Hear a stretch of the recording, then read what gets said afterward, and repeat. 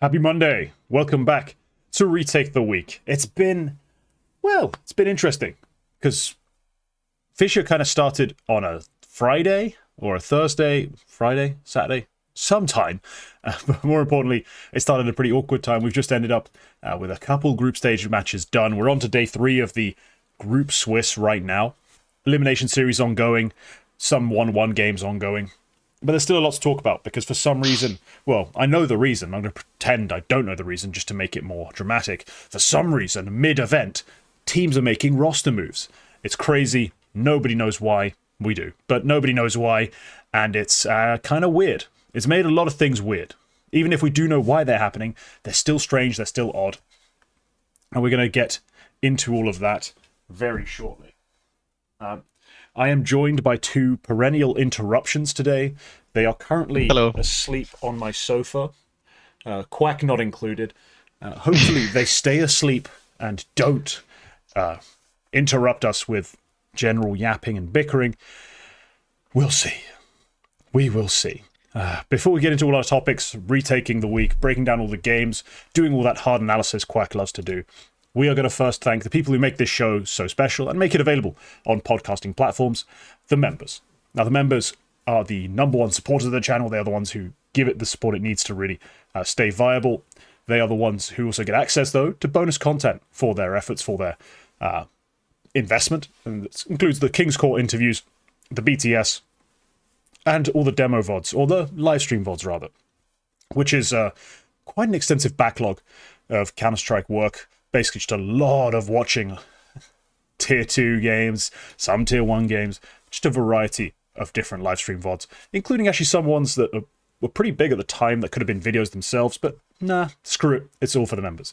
Those get the right to vote and other little privileges, so please, if you want to support the channel, become a member. Let's get back into it though. Oh, we just had a surprise cocking. Right, Quack, got anything to promo?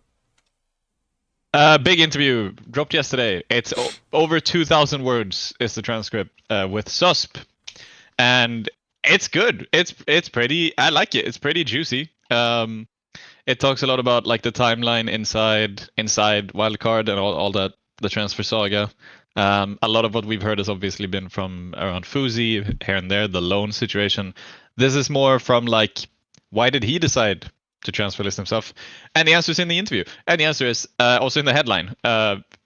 He just didn't feel like it was worth it anymore. Like he was like, I just don't want to start over with these inexperienced guys. But hey, you should read it. It's really fun. It was pretty relaxed. It was a really nice chat actually, because we it wasn't super serious. It's like we were kind of chill about it. So it's a nice read. There is video. There might be video at some point, but that's probably a couple of days out in that case, because we haven't really figured that out. But yeah, that's the one thing I have to promo. I've done a bunch of other stuff. I've been casting Johnny Speeds, but that's in Swedish, and they got knocked out, so I probably won't do that much more because it was just for Challenger League, and I've sat in on a couple of broadcasts here and there. I don't know. I've been doing a bit of everything, but it's nothing special to promo. Okay, well, yeah, the SUSP interview, sure, interesting. But let's get right into it. We have had quite the start, I guess, to Fisher. Mostly in the Counter-Strike terms, but also in terms of just some chaos off the server with everything going on around it. We're going to start by breaking down just some of the CS. We're just going to talk about some Counter-Strike, some good, clean CS talk. No need for any sort of other faff or hoopla. We're going to start with... Let's start with Falcons. Let's go there because they have been ripping through teams. And I don't mean that hyperbolically, metaphorically. They have literally just been doing that.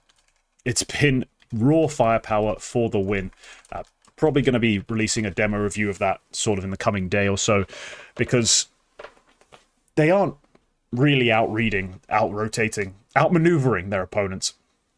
In a lot of cases, they are winning off firepower. They could be winning in more subtle ways, I reckon. They didn't have to get the sort of output they're getting from their players to win the games necessarily, but for now, they certainly are, and it's been quite fun to watch. For those of you who are always unfamiliar or unsure what we mean when we talk about a team winning on firepower, we're talking about when a player just takes an aim duel raw, there's nothing else to it, the other side's ready for it, and they just outshoot their opponent. We're talking about the guy who, sure, gets kind of set up for one, but then two other players try to trade him, and he still kills both. That's firepower. That's the sort of thing that can flip a game in your favor, despite you not having the right strategies, the right reads, or even great team play. If you have players who can just break the game in terms of out-dueling everyone, you are going to win a lot of events. You're going to win a lot of games. Events may be a push, considering, well, top teams typically have firepower and strats, but Falcons at this event have had such an abundance of fragging, such an abundance of firepower, that they've looked absolutely rampant. A brilliant return to form for them after, some decent showings, not great, took some time off, needed to really keep proving that this team is going to work, with Tessa still on the roster, with Kickstart still on the roster, with Nico, having his presence, but also getting along with everyone else and making it all work as a cohesive unit. Lots of question marks around Falcons all the time with that sort of stuff. So far, at this event, they've shown us that just the shooting that they have available is pretty much enough to win them a lot of games. Yeah, I mean, that first game against VP is insane. Granted, it is Virtus Pro. Granted, it is a new roster. Granted, they have a new in-game leader. But this is a level of destruction we haven't seen since Falcons played Gamer Legion, and they got battered in exactly the same fashion by Gamer Legion. No, it's a rare level of one-sidedness between two teams that not too long ago you wouldn't put them that far apart, if I'm honest. So, yeah. It is against VP, but the fact you can still find that, and the fact you can still find that impact out of basically all of your players, especially TWISTZZ, is really something. And it's really painting a bit of a different picture for Falcons. Kyosuke, I'm just waiting for him to sort of drop off, because I feel like this is still a bit too high for him. Why? But I don't know. It just doesn't feel like. It doesn't feel like we should have a second donk. It doesn't feel like that. And especially with how much we've talked about, he does have a bit of a role clash with Nico. He does have all this. I am just waiting for when he's going to have, when that average is going to get brought down. But I mean, yeah, I guess if he can sustain a 118, like a 120 or something all season long, I guess that's not unreasonable. So keep at it, but it feels like it's too much. Feels like there's got to be a drop off coming at some point. So he had, in terms of the debut event, Cologne, 1.30 rating, 0.94 KPR, the donk comparison come to life. Absolutely incredible. He then goes to EWC, and we see sort of the switch up in terms of he played more within the limits of what his role is on the team, which is the more hard entry, the more not quite supportive, but realistically, the more difficult job, where it is kind of sometimes about taking a death and being traded rather than just going out, being set up for a kill and finding it. He did have that kind of event. This has so far been just, I don't know what to call it, but just a ridiculous rampage. I mean, there were some changes on the CT side to their setups, like some adjustments that just kind of made sense. In terms of Inferno CT, Kyosuke is very aggressive at Banana. Nico plays the rotator spot. In terms of who they are in their career and what those spots need, that just makes sense. We need Nico to be intuitive and to be the one who knows when to throw the right flash, when to be in a different position. We want Kyosuke to go out and take duels, over and over again. And we see players like Malbs MD who will just fight in Banana for good and for ill. It's not or, it's good and ill. Sometimes it's amazing, sometimes it's dreadful. You kind of need Kyosuke to embody some of that on this team. And he does. And he did, rather, on Inferno eventually, because his CT Inferno started terribly and eventually got rolling towards the end, and he had multiple triple kills and a double kill just to go from 0-7 to 11-9, like an absurd turnaround. But that's exactly the sort of thing we expect him to be. The more boom or bust rifler, the rifler who will take higher leverage fights and therefore take worse deaths, but take such great wins in terms of great fragging and round winning playmaking that it's not going to matter. It's going to be so worth it in the long run to have him just shut teams down and stomp them out. And then on the T side, this is what happens when it works. When you get the game plan even a little bit right, you get him just that one right flash, the first thing to get him rolling into the round. Yeah, he's unfair. He's just unfair. And we knew that. We saw his aim in the academies. I thought he had a better crosshair adjustment aim than Donk. So if you get him a fair fight, he's going to wreck shit up. So I don't think this is unsustainable, unexpected, shocking, should come crashing down. No, I mean, will his exact rating sit at 1.56 for any extended period of time? No. Nobody's ever has. He won't be the first player to do it. He is going to be absolutely insane. Were you also derailed by that chat message? I saw it as I was finishing my sentence, and yeah, I saw you pause a bit. Yeah, no. Right. Yeah, I mean, no. They're looking dangerous at the moment. At the moment, I would take them to the way it's looking right now. I would take them to win the event right now, because there's really nobody else up there with them. Mongolz are sort of struggling. Some of the outsider candidates, it ends up being FaZe, Aurora, Furia, and I want them to be up there, but I don't think they're up there just yet. But yeah, today's the FaZe game we're getting. Is that today or yeah, it's today in the afternoon. That's going to be really good, and that's going to be a real test as well for them, I think, because as much as FaZe are a little bit weakened, they have a new player. Jacob's been playing great. Frozen's been playing great. Rain was great yesterday, and this is Falcons, yeah, they've done well. We saw the drop-off from Kyusuke in Esports World Cup. Every team they played there was a top 10 team as well. In this event, here so far, they've played VP and Legacy. It is teams you should dispatch of. Maybe not in the fashion they did, but they should win these games. So what I'm interested in seeing with today's FaZe game, which this FaZe side is looking like a top 10 side, I think so far. Not overall, but looking at these results, yeah, they're beating teams that I would consider to be around the 15 mark. They're probably inside the top 10. Depending on how this FaZe game goes, that's gonna, and especially how it goes for Kyusuke, I think that's gonna paint a picture for me in exactly where I'd place him right now on his ladder towards the inevitable top of Counter-Strike. Because it is a little bit yeah, he had a little bit of a drop off against the competition in the Esports World Cup, which was stronger. It was significantly stronger. So I want to see how that goes. I absolutely believe he could just destroy that game, though. Absolutely believe that. But that's going to be interesting for me to see. It depends on how they play. If they come out and they're ready, they're communicating, they're using good util, and he just gets just the right start and the right kind of rounds just to play out, it'll go great. But we saw the reason I think at EWC it's twofold. It's firstly he had a rough series against Aurora. Yeah, if you're not getting set up for your fights, you're taking them dry into Arcadia and Xantares, you're not going to be anywhere near as successful. Just as is. Those guys play in a pretty tight pack for one, and for two, they are sharp as hell. You're not just going to out-aim them every single round.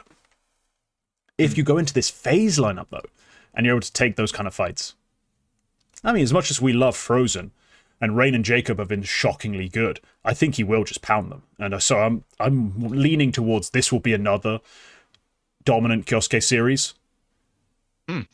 And I think with that combined with just some of the stuff we've seen out of Munacy, how well Nico's been playing, I think Falcons should be well on their way to a 3-0. Unless you have a massive performance from Rain and Jacob, and on top of that, Frozen's really good, and Brokey decides he's going to have some of his online form. It'll take that level of just overperformance from FaZe to beat them. I think Falcons are genuinely better. Yeah, that's probably. I can see that. I can absolutely see that. I just think there's going to be. I hope FaZe put up a little bit more of a fight than both. Legacy put up a decent fight. This triple overtime or double overtime. It would be double overtime on Ancient there. So that's solid from them. But put up a little bit more of an individual fight, because I don't think so far in this event they've played a player on an individual level such as Frozen. Maybe not even. They haven't played an Opera on the level of Brokey. So even with his current form, So yeah, I'm interested to see how that game goes. And then playoffs, obviously, playoffs are going to be very interesting, especially with how. I mean, especially with how we've had a lot of these playoff favorites sort of drop off into the mid part of the Swiss group early on. I wonder what we might see actually come playoff time, like because that might throw off the seeding a bit. That might throw off whatever else. So yeah, I think we could see it could get really interesting later today. Well, later today we have some fantastic matchups. Falcons phase, pretty great. Aurora Furia. Now we're talking. Like and speaking of those two teams, we're going to start with one of them. Aurora. Always a tough team to judge. Always a tough team to judge. And I picked them as a favorite coming into this event. And since watching this event, I watched their overpass against Astralis, and I was telling you about this pre-show or off-air or BTS, I can't remember when it was. I saw them play an overpass style, which I started thinking of like, I was calling it like in my head, I was calling it creeping death. It's like just creeping forward as a group in contact a lot of the time. Not really trying to throw a bunch of flashy fakes and execs, but just appearing in a position that's been unchecked for a while as a big group on contact with sharp aimers and just hitting shots. It's sort of more of a part of the overpass meta in terms of walking toilets, monster walks. These are just things that have been more prevalent in the meta, but they really emphasized it when I watched them play overpass, and I thought, hey, maybe that's going to be a sort of a change-up they make, because it was kind of effective. In the end, what I found was just their T-side is just functional enough. Like that was kind of my takeaway. I hoped it would be they found a new style to use their aimers. Instead, it was just... Let's put it this way. They have like the occasional exec that's got this little bit of pop and flash and is actually pretty well used and well thrown. Like their overpass T-side pistol was pretty dope against Astralis. Like it's a running molly into the barrels. It's a B rush, but with a running molly to barrels, flashbang, and a whole team just popping out monster with great timing. I thought it was a really good pistol. Then there's other rounds where it's like, oh, Inferno, they had this top mid exec that's really well run. But then you get into like the macro idea of the round, and all they've achieved is taken control of top mid. They haven't got the bomb site. And so they ran into situations where they would finish the round against Tyloo on A with 0 util. Like they'd have to just try to end with 0 util. Get the site once they'd gotten top mid with 0 util. Play the post plant with very little util. And sure, in the way they usually approach rounds, there's typically an all or nothing moment on their T side. There's a moment where there's 4 of them, 3 of you, and if you don't get any kills, you're going to get absolutely slaughtered. Like, that sounds obvious, but like, the 3 of you will go down like that if you don't get the first 2 as they come in. And Aurora managed to get the better of that against Tyloo, but it's a part of their sort of gameplay that just frustrates analysts, you know? It comes down to that one moment, just raw duels needing to be won, because they haven't created some sort of fake. They haven't thrown a great exec, managed their util very well. They've just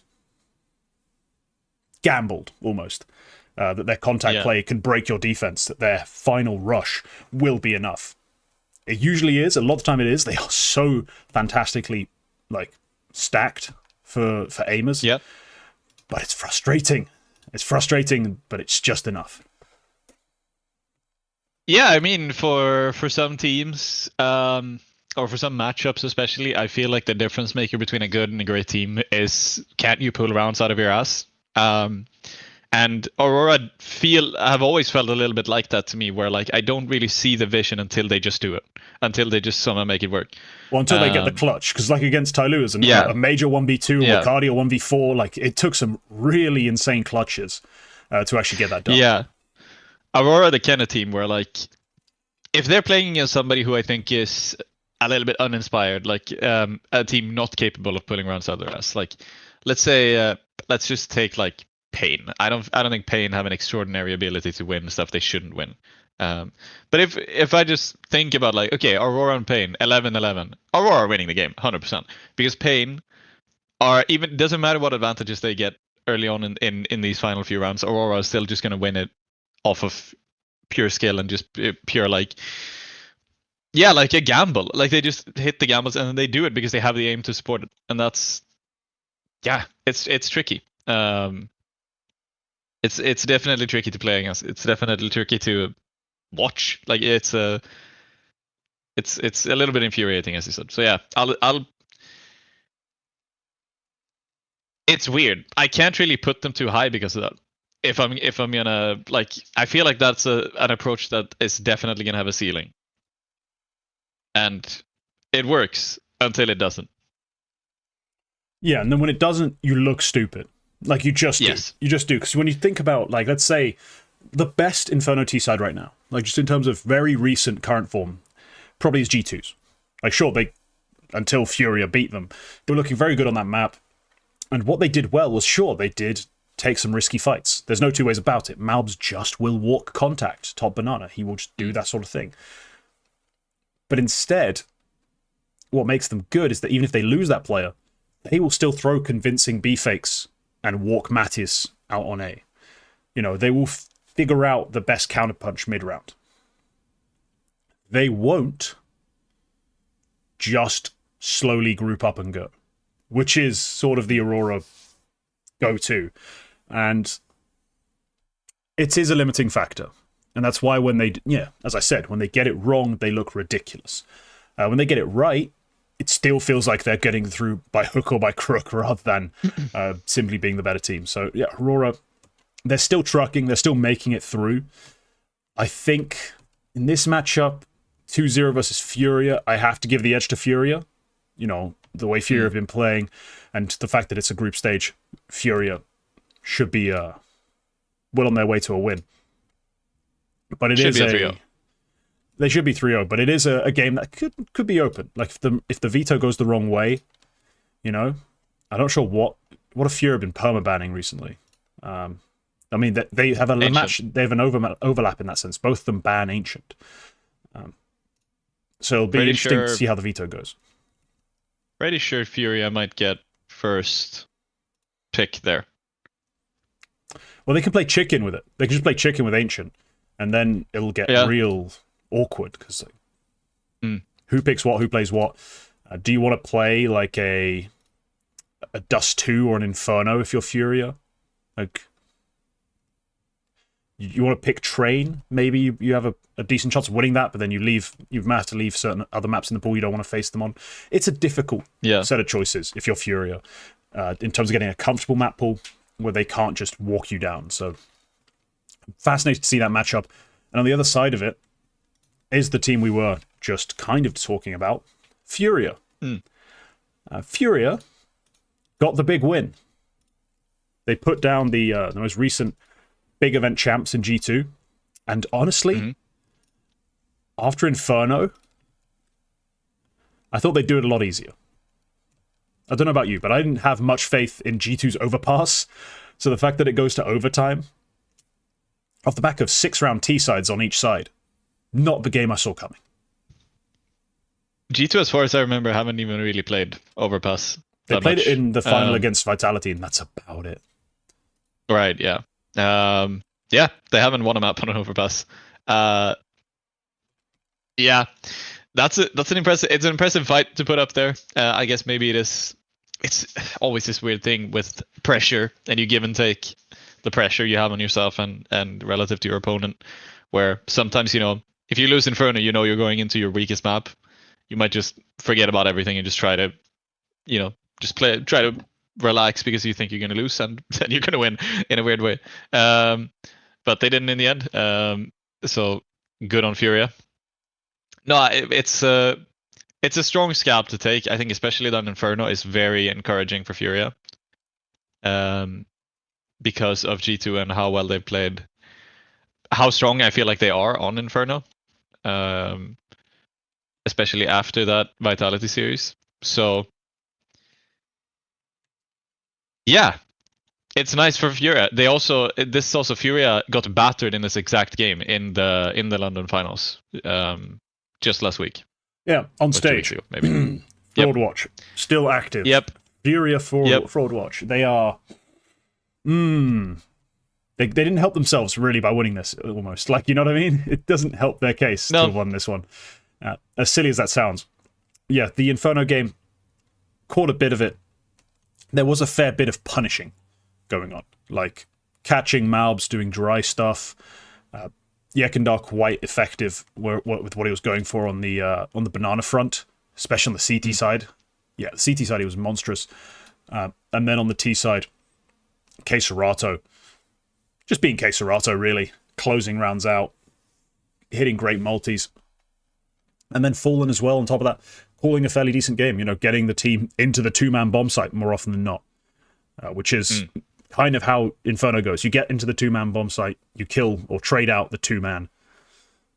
You're usually good to go. That's usually around one. So, Furia did a great job in that game. But Overpass, man. They had to squeeze that victory out. And I was watching, I was like, God damn. This is one of those games where it's like, you know, real positional, you know, rounds are coming down to like a knife's edge. Like, one round comes down to basically Molodoy sees Pius's elbow when they're both kind of doing the little crab walk long peek at like 150 meter distance. Spots the elbow, gets the better geometry, and just takes him out.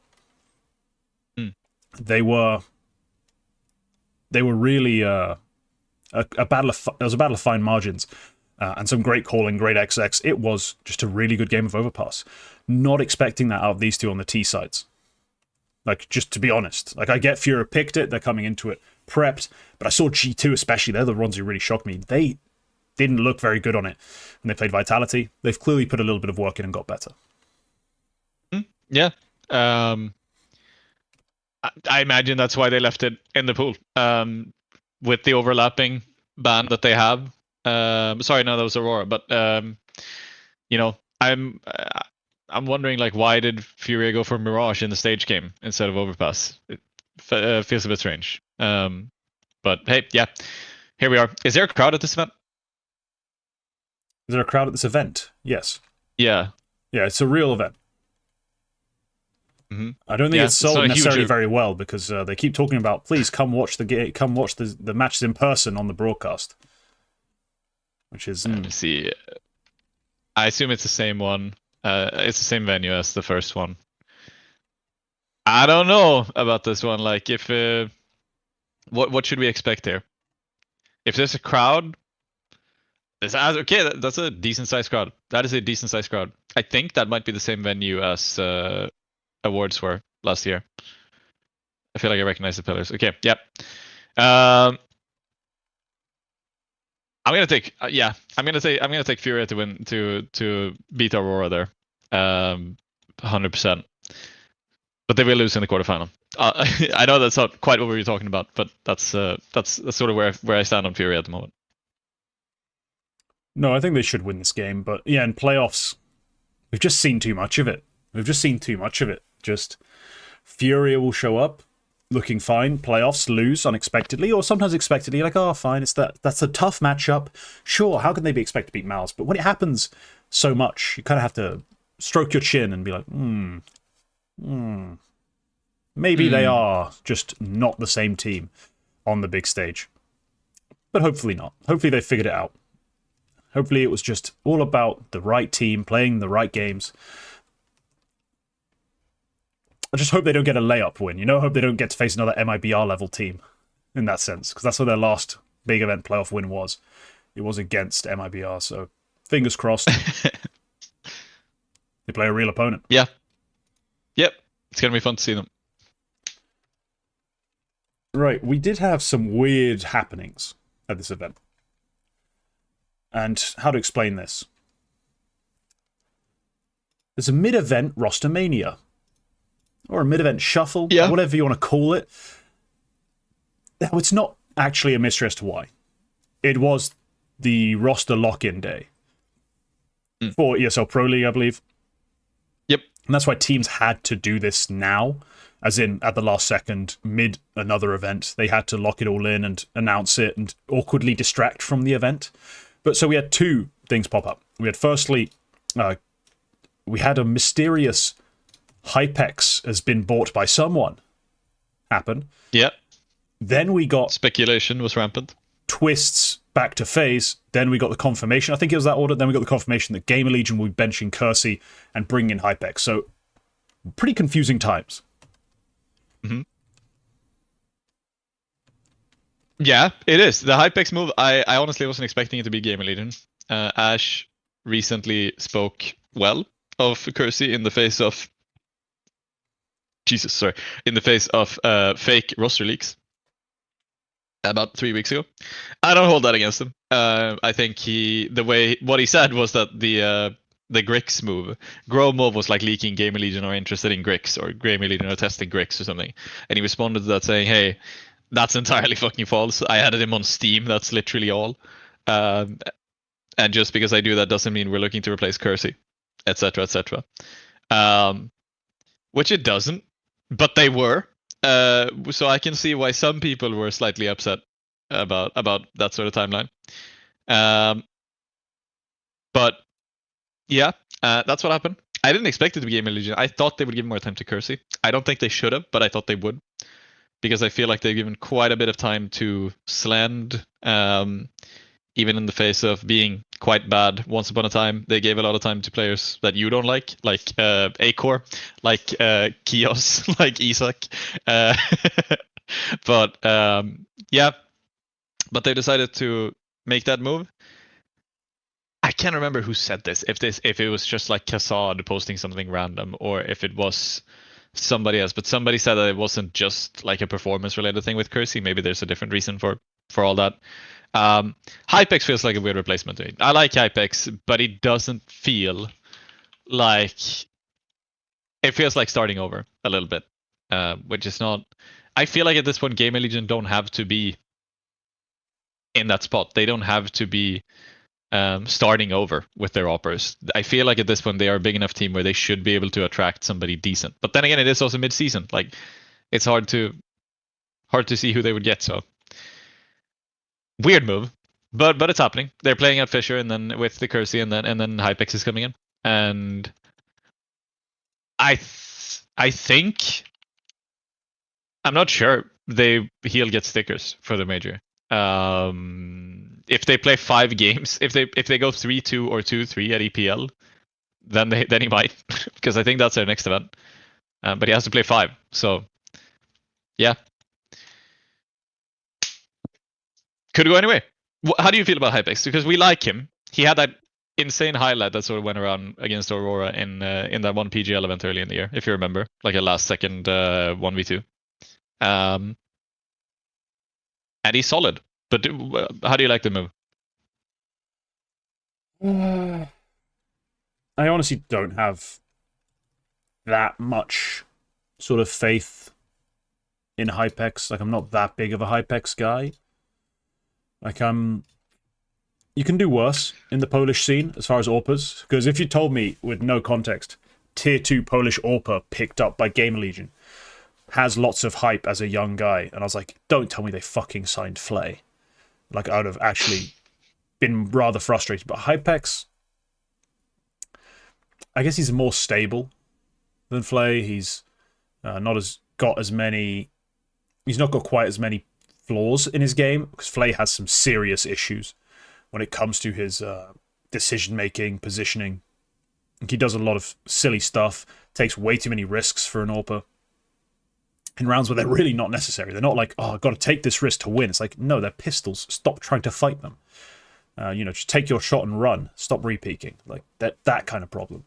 So I'm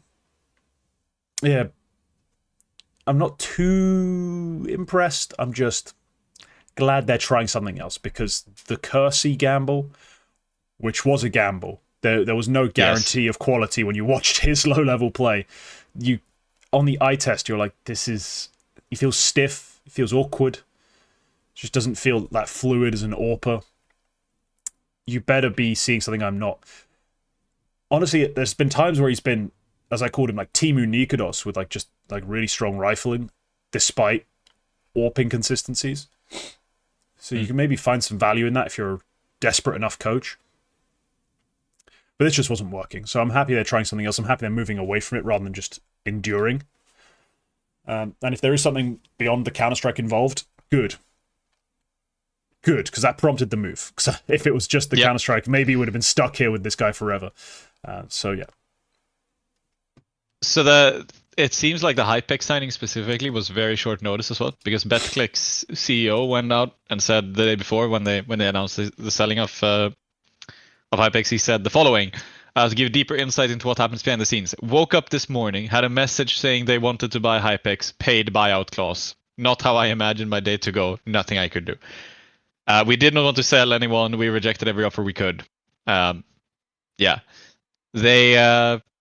That seems very short notice. Like, that's not even like they'd been discussing it. They'd been negotiating. That's like, here's the buyout. We want him. And we want him today. That's what this move feels like. So, to me, it feels like maybe this is like Kersey himself is like, maybe he realizes he's out of his depth. Maybe there's something like that. Maybe he himself was like, I can't do this. Like, you should get somebody else, and they've had to get somebody. I don't know. This is all fully speculative, but no idea what's really going on here. I feel like if you asked me, 3 days ago, what do I think Game Legion are gonna do about their roster situation, I would have said they're probably gonna stick the season out with Kersey, because I think they should give that credit to a player they've signed. And then they're probably going to try to go for a Fuzi, a Grix, or somebody like that, like who's probably available over New Year's, and who's going to be very, very, very good. So, or at least has a better chance of being very, very good. It feels short notice for me. So yeah, it's a strange move. We'll see what happens with that, but maybe Hypix is the next big guy. Maybe he is. Maybe. That's all we can say. It's maybe. Like, as someone who's not done that much Hypix demo work, I can't tell you exactly where I sit on him. That's kind of my problem. But in terms of players they could have gotten, probably as good as it gets. On BetClic specifically, he's had really good numbers, you know? You got to say that. But it's not like the firepower's crazy. It's not like the aggression's off the charts and you're like, oh my god, this guy can really dominate the server. It looks like Game Legion are still trying to win off their sort of rifle play. They are essentially continuing to be a bit more like sort of utilitarian, I guess. Not utilitarian, but like they want to use their AWP as a role player in specific ways, specific moments, specific lines and setups, dispense the util, and set up those riflers to make the plays. Like, get res and PR into the fights they want to fight. Maybe get Towson running out, taking fights, swinging. That seems to me the case for them. Like, that's why they're going for a guy like Hypex, and that's why they are,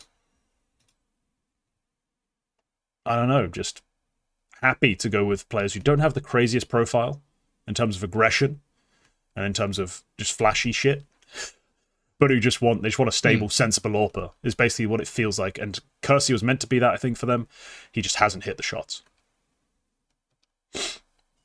No. Maybe we'll get to know more there soon. I mean, I'm sure at some point we'll find out. If there really is more to know about Kersey, we'll find out. Yeah. But then again, that's just been the that's been sort of the Cassard Twitter formula these days. It's just like he endlessly tweets not very cryptic, vague shit about teams, and I'm like, I get it, you know people, but this is I'm not interacting with it. I'm just not going to fall for the bait. It's very performative. It's very he's really trying to show off that, you know, I've got he's connections, and I'm like, yeah, I get it, dude, but like, tell me who to bet on. He tries to play. He tries to play it off like he doesn't care. Like, he's like, oh, I have to, you know, I say what needs to be said, etc., etc. Well, you could just tell us. Like, if you don't care that much, then just, you know, burn your contacts and tell us everything. Like, if you like, go ahead. Liquid is getting somebody that's gonna make them better, is what Cassad said, which is a segue. Whew. Oh my god, what revelatory insight. Thank you, Cassad. To be honest, it would be the first time in a while Liquid have done that. No, they got TWISTZZ. That was 2 years ago, but still. No, they are in a precarious spot. So yes, the other big move was TWISTZZ going back to FaZe. I tweeted about this. I said this is great for both parties, and I meant FaZe and Liquid. Obviously, for Liquid, not FaZe and Liquid, FaZe and TWISTZZ. For Liquid, this is obviously terrible. C was by far their best player. Like, it's not even a contest, not even a conversation. Is there anything worth a damn on this team? Like, this team was horrific. So I'm not sure how they go on from here. And honestly, for them to get better, they need more than one move. You can't tell me that you're going to go 1-for-1. Like, you're going to cut a TWISTZZ and let's say it's a Elige. Say that swap comes to life. If it is... It was rumored earlier. If it is Elige that comes in, I don't see how they're better. The roles have gotten more confusing, and they've signed a guy who has not really been on that much better form than Elige. Like, he's not... than TWISTZZ. He's not, like, been massively outperforming TWISTZZ over the course of the year. He's had some really good events, but so's TWISTZZ, you know? TWISTZZ has been really good this year in the few moments Liquid have not been completely shitting all over themselves. So I think this has to be more than one move for a Liquid to get better. If it is simple for Ultimate, yeah, they're fucking better. Of course they're better. They're like 10 times better. Ultimate this year is a 1.00, a flat 1.00 rated AWPer who doesn't impress me with the AWP in his hands. That's dire. You're telling me I can get in like Simple, who's been farming everyone. The last time we saw him, he was putting up really good performances at the major. You know, last time we saw him at tier 1 at least. You're telling me I can get that Simple in for Ultimate. Yeah, then I can believe it. Just signing Elige? Bollocks. That's not better. I know this is not really a serious conversation you're doing, but I forgot to put this in the shuffle. BC Games said Simple is staying post-major. They said out loud. Okay. So we can put an unless somebody's willing to pay a buyout for Simple, which they might be. He's played really great in his Stomp tier 2. I mean, he's on BC Game on loan, isn't he, right? Like, it's not actually a sign, or is it a short-term contract? It's a short-term contract, isn't it? Yeah. The rumor was a short-term contract, but now they're saying he's staying after the major. So, yeah, I don't know. Okay. But they tweeted it earlier, and I was like, okay, I didn't think that was gonna happen, but all right. A reminder for people who don't really understand how tier 2 works. Simple's numbers are ridiculous. Like, you might just be like, oh, he's putting up 1.32 rating, but I can't take that seriously. It's tier 2. Check the list for 2025 of players with a 1.3 something rating at any level. Find them. Yep.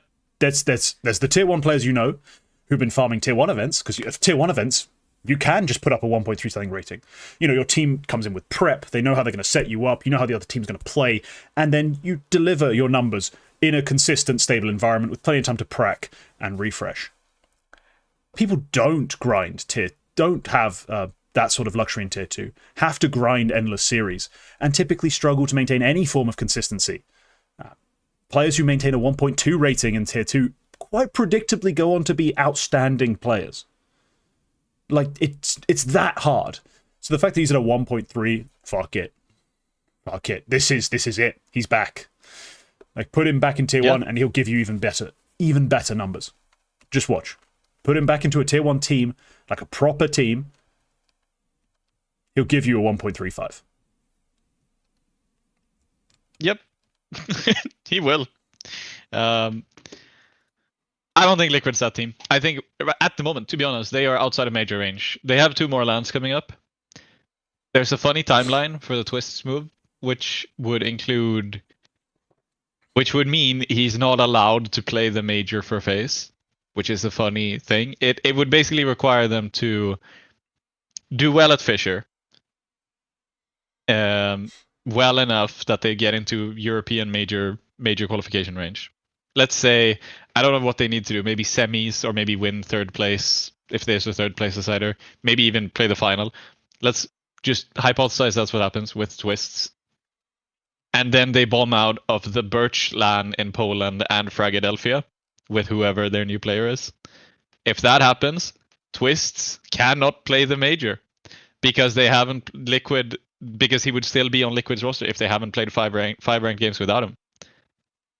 And he would be part of the main roster that's invited to the Budapest major, and then he couldn't play for FaZe. Funny timeline. I'm honestly surprised they've even gone for that. Like even that risk is like on the table. But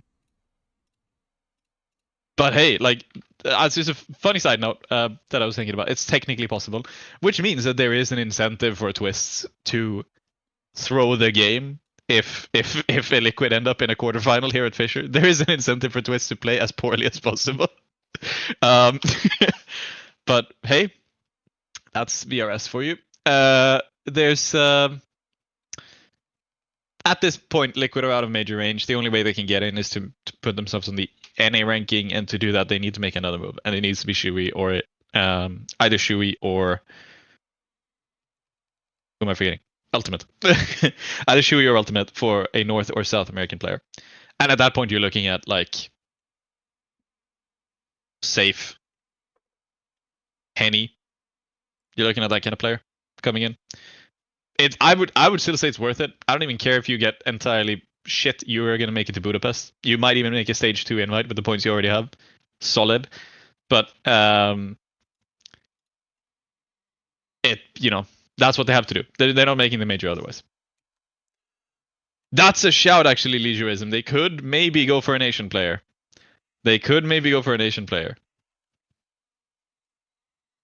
wouldn't work if you're putting him in for TWISTZZ, I don't think.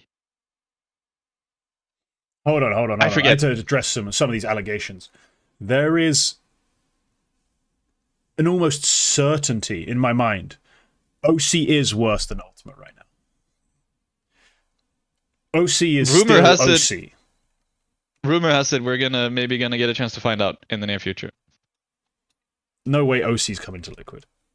Not for Liquid, no. He's benched on NRG. That's how fucking good he is. Yep. No. I'm not. I don't see Liquid making the major. I don't see anybody high profile making there with the knowledge they're not making the major, aside from maybe a Leash, because he might see like the long term vision or something. Because at this rate he's on the bench, he's not going to make the major anyway. So, yeah, it's a very weird, very weird situation, to be honest. But yeah, can you consider it being anybody else other than a Leash coming into Liquid at this point? No, I mean, not that's consistent with Big Leaker Man Kassad's tweet. No. Somebody who'll make them better. Yeah, there's nobody who I can see coming in who'll make them better.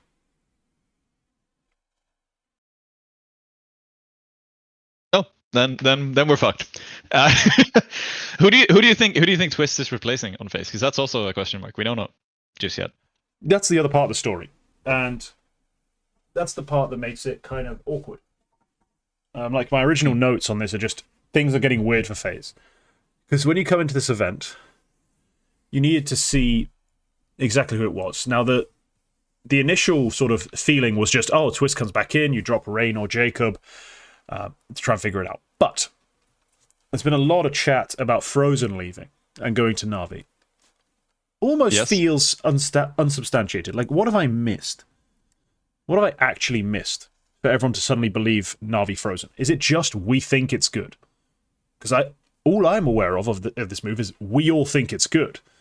I don't see any leaks, any rumors. I don't see anything. Like, where is this coming from, Quack? Help me. You're the journalist. There was the thing. I don't actually know what the original source is for Frozen going to Na'Vi. Somebody said that they had tried to get him or something.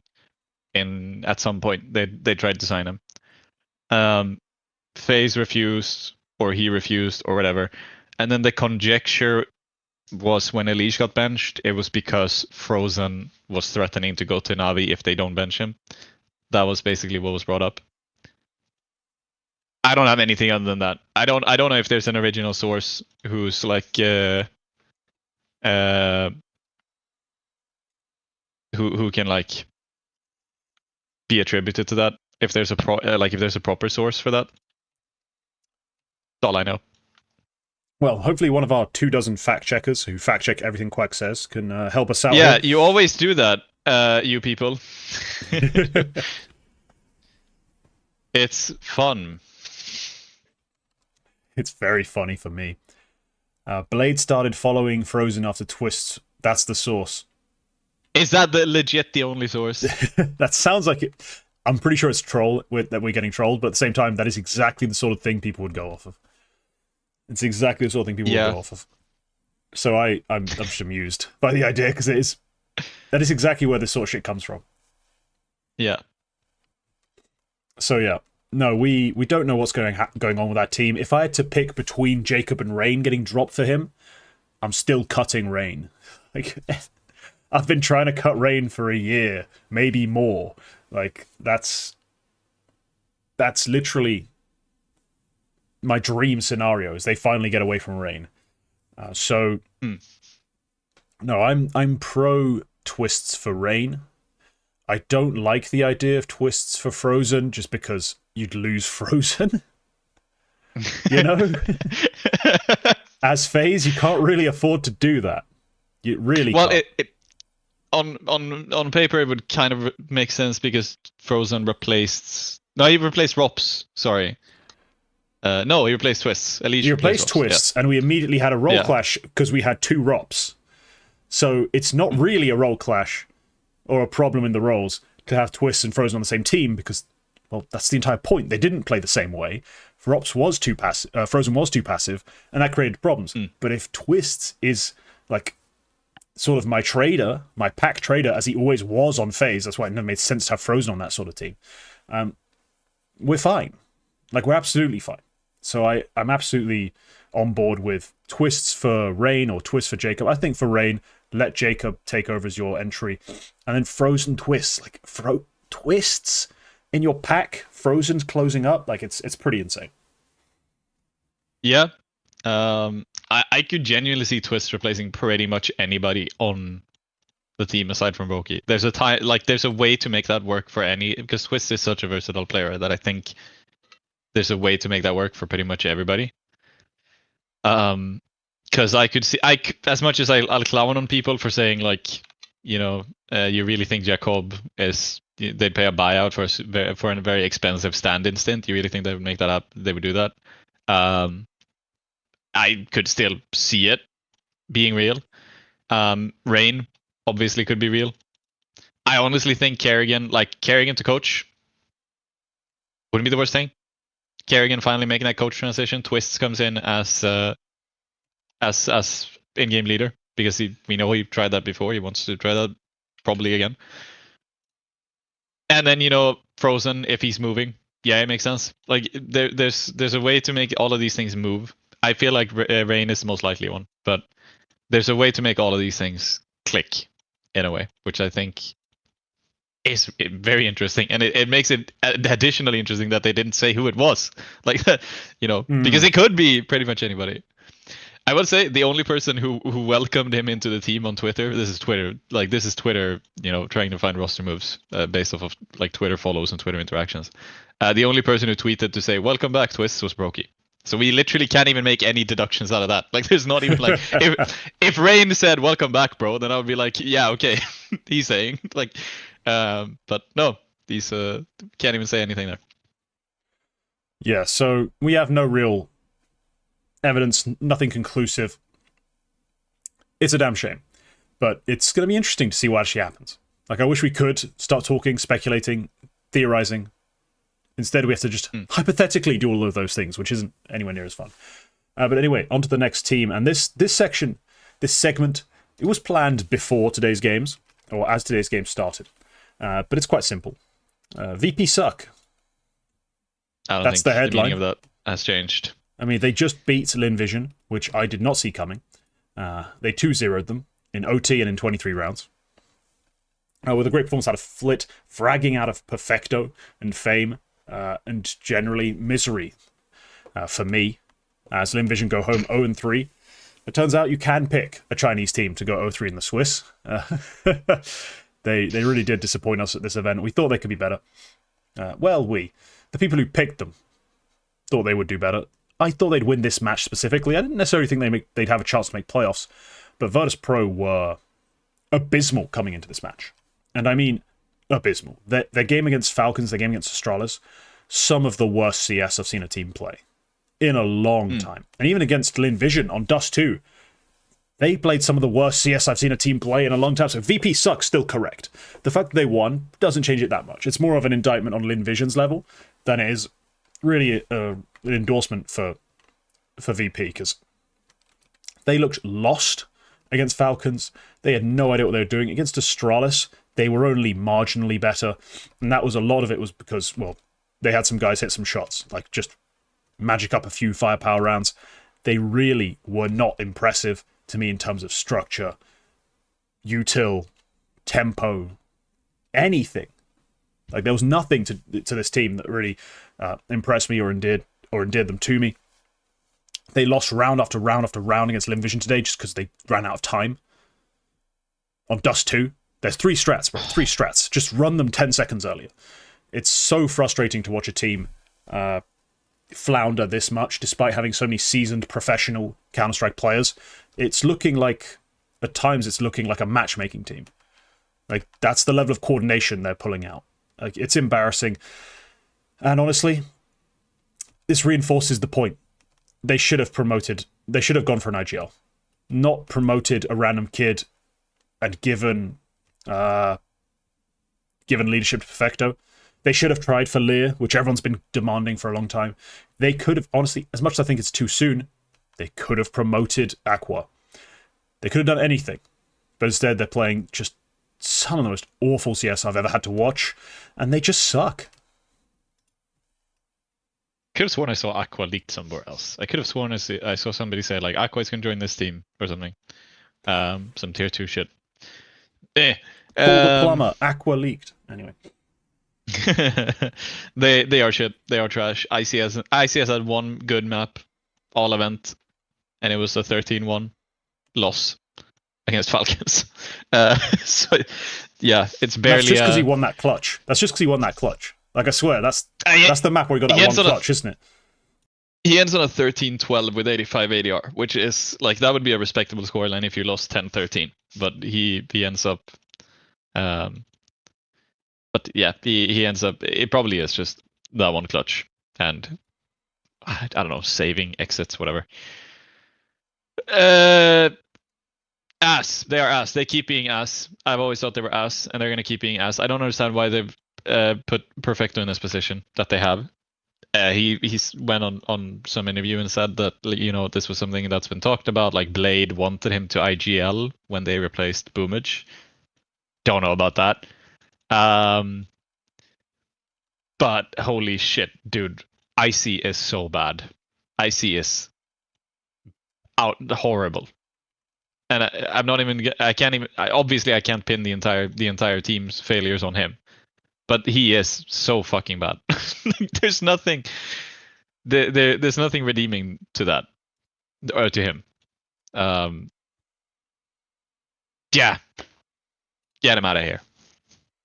Get him out of here. Get VP out of here. Like they can. I don't like them at all. They're not making the major. They need to have a nuclear Pro League Stage 1, and I'm not even sure that's enough, considering how much some of the other teams are playing small lands and VP are not. So, get him out of here! Yeah, grab them by the scruff of the neck, throw them out of Tier 1, out of Tier 1.5, out of Tier 2. Hell, they need to play Tier 3 local, like Russian-only lands for the next year as punishment. They've been terrible. Yeah, they have. But yeah, this is an absolute disaster of a team. And another team who've been relatively terrible, and who've just turned their sort of event around barely, in the last sort of few minutes, just about saving them their face. Mongolz. Who'd have thunk it? Mongolz look kind of bad right now. Which is... I'm disappointed. Like, I'm really disappointed. Like, the Mongolz... Sure. I didn't think, that they won an event with a Techno MVP, and I'm not insane, so I didn't think that was magically how good Techno was. But I thought they'd start better than this at this event, with a loss out the gates to 3D Max, with a 0.93 rated Techno, followed up by, like, kind of unconvincing Linvision win for me. And then now they've had to go 3 maps with Tai Lu. I'm just a little concerned. Just a little bit concerned. Like, it's fine as well that they can win in a variety of ways, but the fact that we have Techno putting up some of the worst maps I've seen him play in a while, right? Like, his opening map of this series against Tai Lu, he goes 4-15. Like, truly dreadful. Yep. For the event, he's sub 0.9 again. Or no, maybe after this series, he's now sub 0.1. So just sub 1, rather. Senzu's been mid, and Mazzinho's having to carry them through, and considering the roles and the spots Mazzinho's in, like, sure, there's a chance you can do it, but you're asking for a lot to ask a player in those spots and in those roles to be the one that wins you games. So, yeah, the Mongolz just looking off their game, and that doesn't bode well for our heavy favourite coming into this event, our heavy favourite to win the entire thing. Yeah, they have just beaten Tai Lu, and with that, we can be the first to announce that they are currently number 1 on the World VRS, despite losing points after this game. Where they're number 1, just they don't have to make it out of groups anymore. I think if they keep losing, then they're gonna go back down. They're gonna if they lose more games, they're gonna go back down. But as of this moment, they are number 1 on the VRS, and I don't think that's something they're gonna get to. Actually, they might get to keep it until the major invite. They might get they might have the number 1 seed going into the major.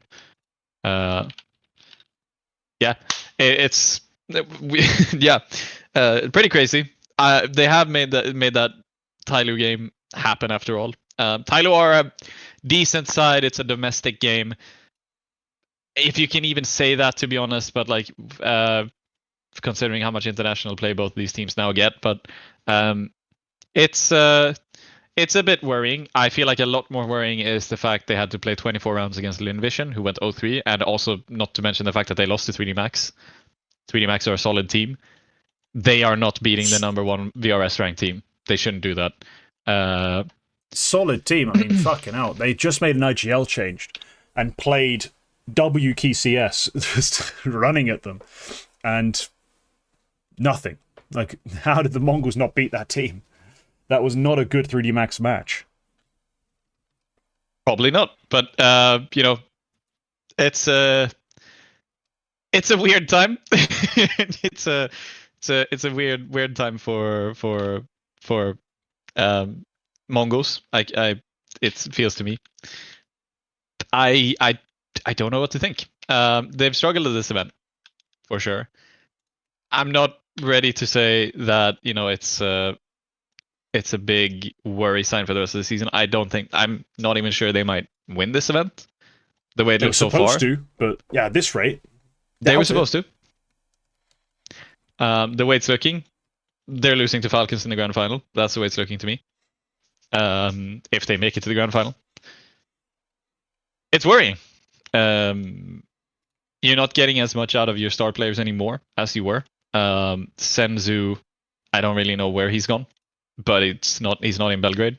9-10, I think he's put up the same solid level he's done for most of the year, but we used to see a 9-10 who was putting in a really good job at key events this year.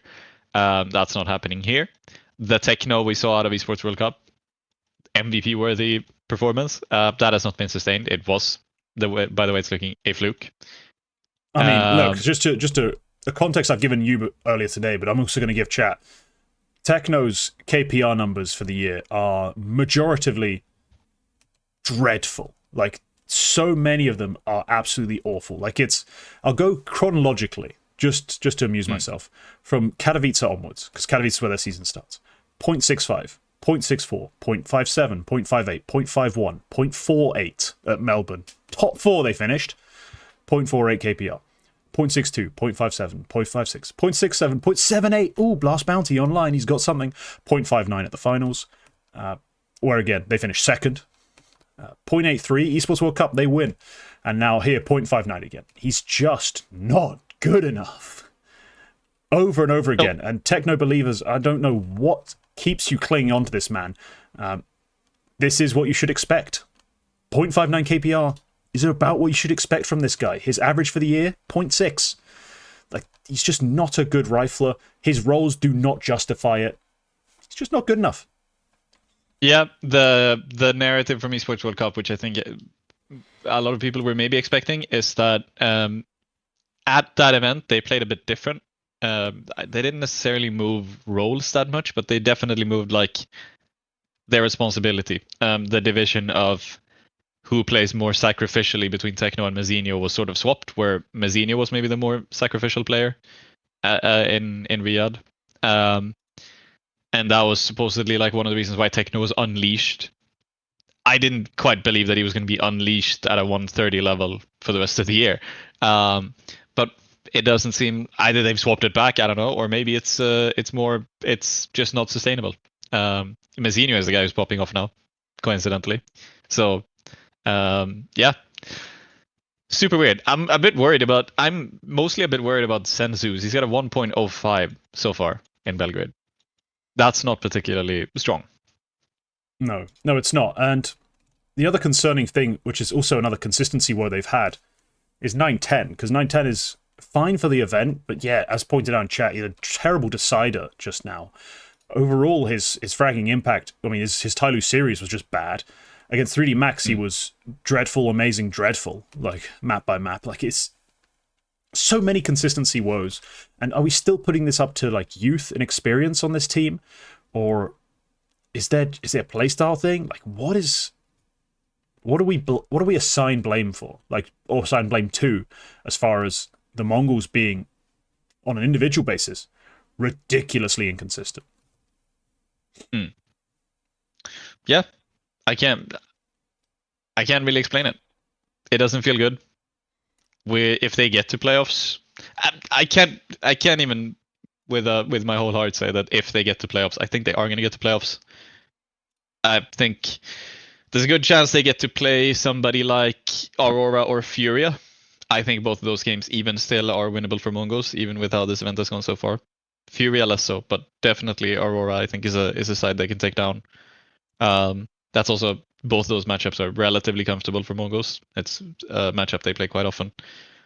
There's a chance they get to play like a Pain or an Astralis. Both of those I think they could absolutely swing. 3D Max, Gamer Legion. They can't play 3D Max, they've already played them, but Gamer Legion as well is it's one that I think they could beat. They should make it through playoffs here. But I think that's where their struggles, if these struggles keep up, there's no way they make it even that deep, if I'm honest. So yeah, it's tricky. It's really tricky for them. But we'll see how it goes. Yeah, they should still be one of the favorites overall, despite all this. But it is confusing and frustrating to see them just looking like they could lose to anyone right now. Like, they could have literally lost to anyone so far the way they've played. They're going to need the right 2-1 game to make it out. They could still win out the 2-2. That's not really the concern. It's just, yeah, dodgy right now. Very dodgy. But okay. Yeah. Let us move on to some smaller sites. They all need retaking. We're going to let you lead with a rather interesting little topic here. Something about being poly? Yeah, it is the polygraph test where they draw on a paper to see how many. Yes. Yeah, so there's a graph like of partners over time. Yeah, how poly you are. No, it's Algo. I don't know where they're from, but they had a Ukrainian majority team, which they signed from Glex, Shara as the coach. relatively recently. We talked about it when it happened. They also have Nukie, which is the guy some people will definitely recognize. They have released this Ukrainian trio following an internal investigation into match fixing and cheating. Is what they've said. They are also a Ukrainian organization, I have just seen. Yeah, they investigated the 3 players, Hodix, Cricky, and Jacast, because of suspicions raised internally. Hodix admitted to engaging in match fixing, and Cricky and Jacast were shown to have taken part in match fixing and using cheats with a polygraph test. Now, okay, I posted this on Twitter and I got mixed reactions. A polygraph is a tool. You've seen the test. It's a lie detector. You have a bunch of electrodes and there's a thing where like there's a needle on a piece of paper. Zoom, and it goes like that. Then it means you're lying. Zoom, it means you're lying. If I ask you a question, the thing about that, it is measuring something. It's measuring like electric, your nervous system. It's measuring your body's reactions to your current mental state.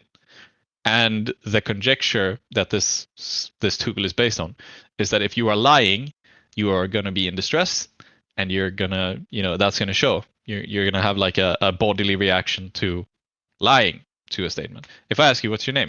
Kingt. Okay. If I then ask you, to praise Isak's exceptional play in the Paris Major, then the thing might go oof, because you're trying I won't to be lie. lying. Isak's play was exceptional. I have never seen an average player be so average on a team that was able to average their way to the final of a major. Yes, exceptional. That is an exception to the current rule. Immune to polygraph tests is Yes. Kingt, the Frenchman. It's entirely pseudoscientific. There is, time and time again, so much proof to say that these are highly inaccurate. It is effectively random. And it is basically to the point where if I start the interview by asking, what's your name? You say Kingt. And then I go on and ask a bunch of other questions. I put you in severe distress. I threaten you with violence. And then I ask you, what's your name? And you say Kingt. It's going to look like you lie. That's the level that this is at. That's the reason it is no longer allowed to be admitted as evidence into a court of law. That's the reason why this has been disproven so many times, and why it's a pretty serious political matter, to be honest. In this case, it isn't, but it cannot be grounds for terminating a contract. I'm 100% sure of this, that if they have used the polygraph test and the result of the polygraph test, and that primarily or alone to terminate the contract of Cricky and Jacast. Cricky and Jacast have a decent legal case against this Ukrainian esports organization, which worries me because I think they match fixed and cheated. I think that's true. There's absolutely your teammate who you've played with for a while, for a long while, they've played together with Hodix. He admits to match fixing. Another guy who played with them on Glex left the team because he himself felt like there's absolutely no way this is real. They must be match fixing. So much evidence against them at this point. I can absolutely believe it.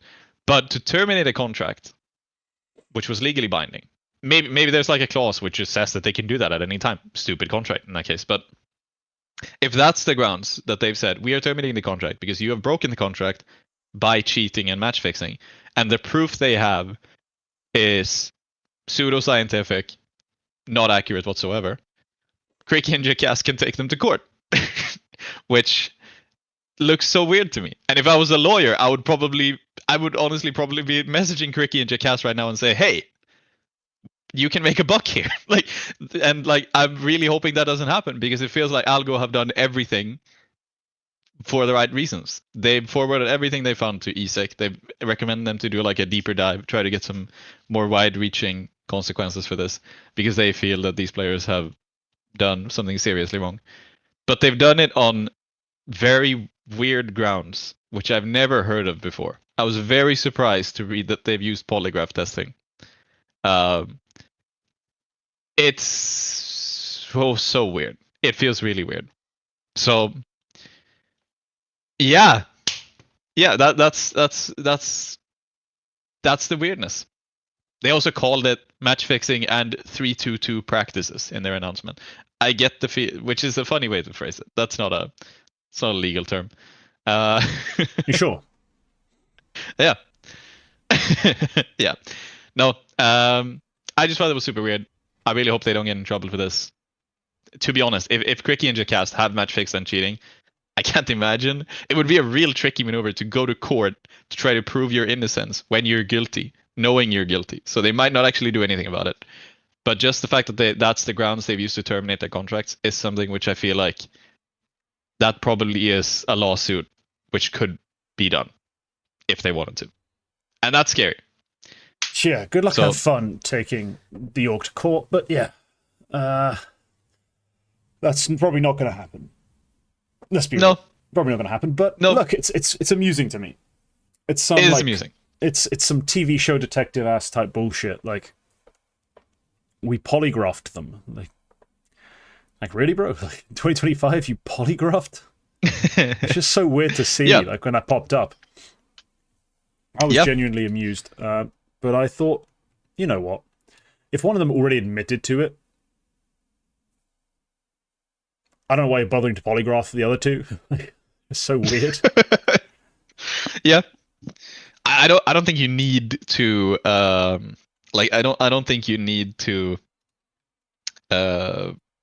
prove the other two were also match fixing to just say your teammate admitted to match fixing. He said you guys did it as well. We're going to terminate your contracts just because. Yeah, fuck off. Like, yeah. And we don't need an extended deliberation or investigation at this point. Like, he said you are. We're just going to believe him because he's already admitted to it, and he can probably give us a lot of evidence that you have. Let's be real. Like, if we needed him to throw you under the bus, we would, but we don't really need to. We can just make this decision. Not worth trying.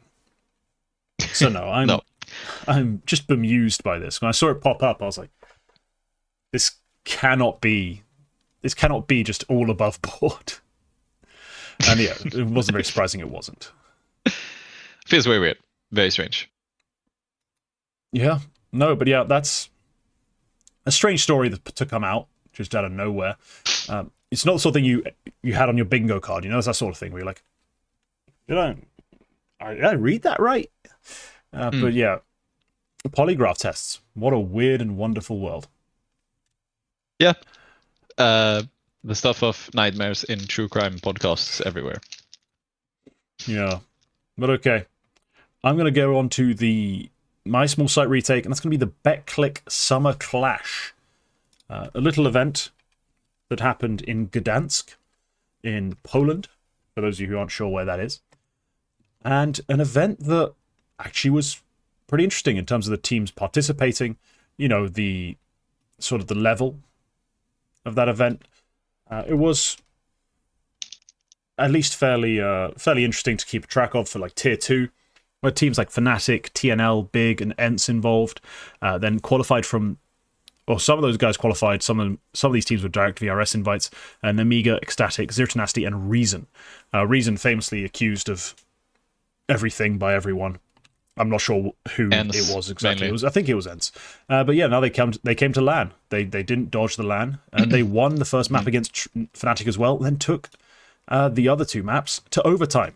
So yeah, clearly they're not that terrible without their cheats that they allegedly have in their online games. But overall, the bracket ended up playing out an Amiga beating ENCE, which was a crazy one-sided game. Ecstatic taking down Zero to Nasty, Big beating TNL, which was for me the big shock, the big disappointment of this event. The semis, Ecstatic beat Big and Fnatic beat an Amiga, setting up an Ecstatic Fnatic final.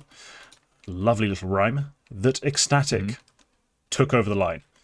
And Lele probably the MVP of this event. If you had to look through the players performing the best across the playoff series, he's weak in the quarters, outstanding in the semis and the grand final, getting his team the W and $5,000, which was not a crazy amount. It's LAN play. Most importantly, they've got some LAN wins. That'll probably help that probably has helped their VRS case a little more. Let me just check. Yeah, they gained 82 points and 7 places on the ranking, which is very impressive. That's a good little haul from this tiny event in Poland. And if you're ecstatic as well, you got invite here on VRS, and then improved your VRS position. So you love to see it. Yeah, they improves in major case as well. They're only 2 spots off on the decay adjusted projection, and they're playing Philadelphia. And I don't know if they're playing the Block event, which is also coming up, but they are playing Philadelphia. Sorry, Birch, not Block. Philadelphia is the Block event. The Birch Cup. I don't know if they're playing that. I'll check real quick. No, they are not. But they are playing Frag Block. I'm pretty sure. Unless they were one of the teams that pulled out. But I'm pretty sure they're going to be there. And that's just before the major cutoff. They have a good chance of making a good dent there. This might really help Ecstatic make it to the major. Yeah, I hope it does. Honestly, I think they'd be an interesting team to see there because we need more Danish players to be more relevant, successful. And look, Ecstatic made an interesting choice in the signing of Acor, and he was predictably not that good in the grand final, especially. Like, dreadful in the grand final, actually. But the real appeal of this team, the part that's interesting, the part that we want to see keep getting better, is the rifle group. Syra, Newt, aka Pingu, and Anlele. Like, that trio, you feel like one of them has to end up on Astralis eventually, right? One of them has to be the player that actually permanently fills the role if Stown is, really taking a step away from competition, rather than just this temporary Magisk signing. And even then, even if he's coming back, they could still, look into it if the team's not working out, or they want to pick up a role player in place of Stown and keep Stair as a star, something they want to change. Those are the players you'd be looking at. Yeah. Yeah. And I think it's a first trophy as well for... I'm not sure these guys have ever had a LAN title. They might have played some other tiny shit. They won the Eliza Championship earlier this year. Yeah. All right. Eliza second LAN title. Yeah. All right. Solid job. Not at all a bad event. Don't let the bad prize pool, fool you, because this is a solid event with solid teams. All of these teams have ambitions to be top 20, and most of them can reasonably be top 20. I like Fnatic, Nemiga, TNL, Big, ENCE, even Ecstatic. I'd even stretch as far to Zero Tenacity, who show good stuff sometimes. They're just so, they play so many games. They play so many games, and they play in a very specific style. Like, they're so gambly. Yeah. But no, yeah. So it's a good event. It's a good size, big event. And Ecstatic are really on the rise. This combined with the Blast Bounty stuff they played, the Liquid game they played as well, which was really solid. It's looking really good for them. And I'm happy about that. I like this team. Yeah. Dramatic, loud eating just to conclude. Oh! It's just like you finish that sentence and we hear. Fuck. But yeah. Didn't realize it was loud. These podcasts are so long, I've started having granola bars that I can eat during the show so I don't go hungry. But yeah. Yes. Clearly the two of us, you're the big eater. Yes. The reality of this team is that I've never had any of the riflers at that level. That level where I'm like, oh, they have to be in tier 1. As a star, they could carry a team. But it's getting it's difficult to deny that they couldn't play a role on like an Astralis level side, especially given Astralis' own struggles. They could definitely be up there. And I think it's a matter of time before one of them gets that promotion, gets to at least try their hand at playing on this sort of team with bigger names. I do think TMB is a decent little IGLing prospect in that sense. He's 23, he's been calling on this team, and he's been taking them to really impressive wins. So, yeah, maybe look out for TMB getting the right project going, or just wait for Pingu or Anlele to get picked up, because I think those two are the more likely to make a move. I think Syra, maybe just in terms of the roles he plays, might have a chance, but for a lot of the teams that are looking to pick up Danish riflers, not that many. I think Anlele and Nutnut, they're the ones they'd want to go for. Well, Astralis only have Magisk for the rest of the season, because I think that's the time that was allotted to Stown to be out, but they might be looking at somebody afterwards. Yeah, watch out. Pingu's coming for your jobs, Down. Hell yeah. He's sliding down that ice. But okay. We now get on to everyone's favorite segment. One of the only segments with a theme, with an intro, with anything resembling some kind of branding. It is time for Cock of the Week. Who we got this time? Today's actually a reply to myself. Somebody who posted on my own shit. I made a post. I thought it was funny. 2.3k other people also thought it was funny. It was a tweet I saw. You would appreciate this. It doesn't have anything to do with CS. It's somebody like a screenshot of a Discord conversation. I saw most beautiful girl IRL, and she says to me, "Sorry, I do not speak English." French flag emoji, like pleading emoji. I say bonjour, and she giggle, and she type in Google Translate, "Handsome man, but why no hair?" And as we all do when we think of a bald man, we think of a leash. And so I think of a certain man: doctor, astronaut, pizza delivery guy, legend. What Counter-Strike professional? Yeah. So, So I quote tweeted this. I said, "Keynote. This was very much intentional, and I believe it's the entire reason why this has got the success it did. Rotating light emoji has to be there. Anytime there's fake breaking news, there's always a rotating light, like alarm. Leaked conversation between Elige and Vitality Management. It's a simple joke. It didn't deserve to get the recognition it does. It's not that funny. And somebody accurately realized that and said, "We're botting community posts now? Jesus Christ, man. Some of y'all really out here struggling." I am struggling. I can't afford to bot my posts, is my response to this. How would I pay for that? How would I pay for botting my Twitter posts, Mr. Bricked Up Loaf? Some people really struggling. I checked the guy's profile. It's just retweeting every knife giveaway. So, some every people really are struggling, Bricked Up Loaf. Some people really are deep in the struggle. Warren Buffett reveals the only books you need to get rich. Ay. Some people. The jokes right themselves. You can't be that deep in the brokey tree. Oh no. Yeah, no. You just know he's doing business studies and fucking his A levels, and he's gonna go on to do a business bachelor's at the shittest uni you've never heard of. He's gonna have a council flat and a BMW. Oh god. Knob. Yep. Well, that's been this week's allotment of bullying, I think. Yep. Cock of the week is just us being dicks to people. Always. See, the beauty in this segment is that we are the cocks of the week every time. But yeah, okay, no, ridiculous. I mean, I did see your tweet. I was amused by it. I didn't like it because I wasn't that amused, but I was amused. I was like, all right, not bad. 2,301 people thought it was funny. Yeah, it's fine. I thought it was fine. It was a pretty good joke. I was like, all right, yeah, cool. I'm not going to have to low-key mention this one to quite be like, yo, dog shit joke, bro. Like, no, that was fine. Fine engagement bait you got yourself there. But yeah. Thank you. We now go on to the Retake Games, which, a dramatic name, zero fanfare for the entrance, just a little bit of fun. Quack, yeah. You're the one with a game this week. I'm just really too lazy to do them anymore.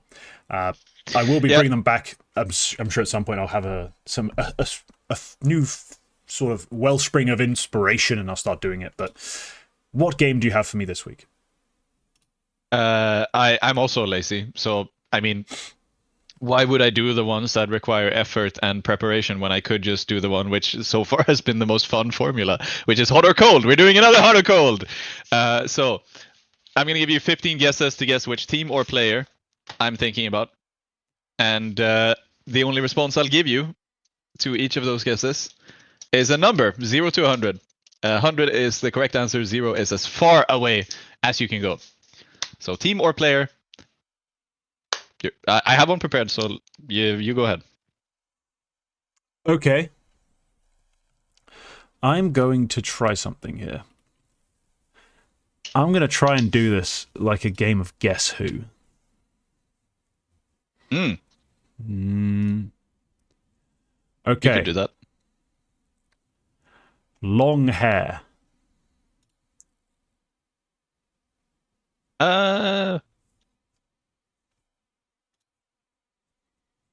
I'd say a 30. 30 for long hair. So okay.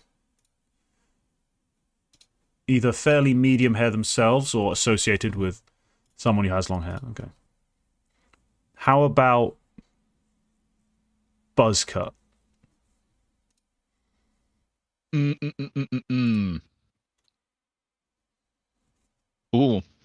No, I'd probably say that's a smaller. I'd probably say that's a 18. Okay. Beard.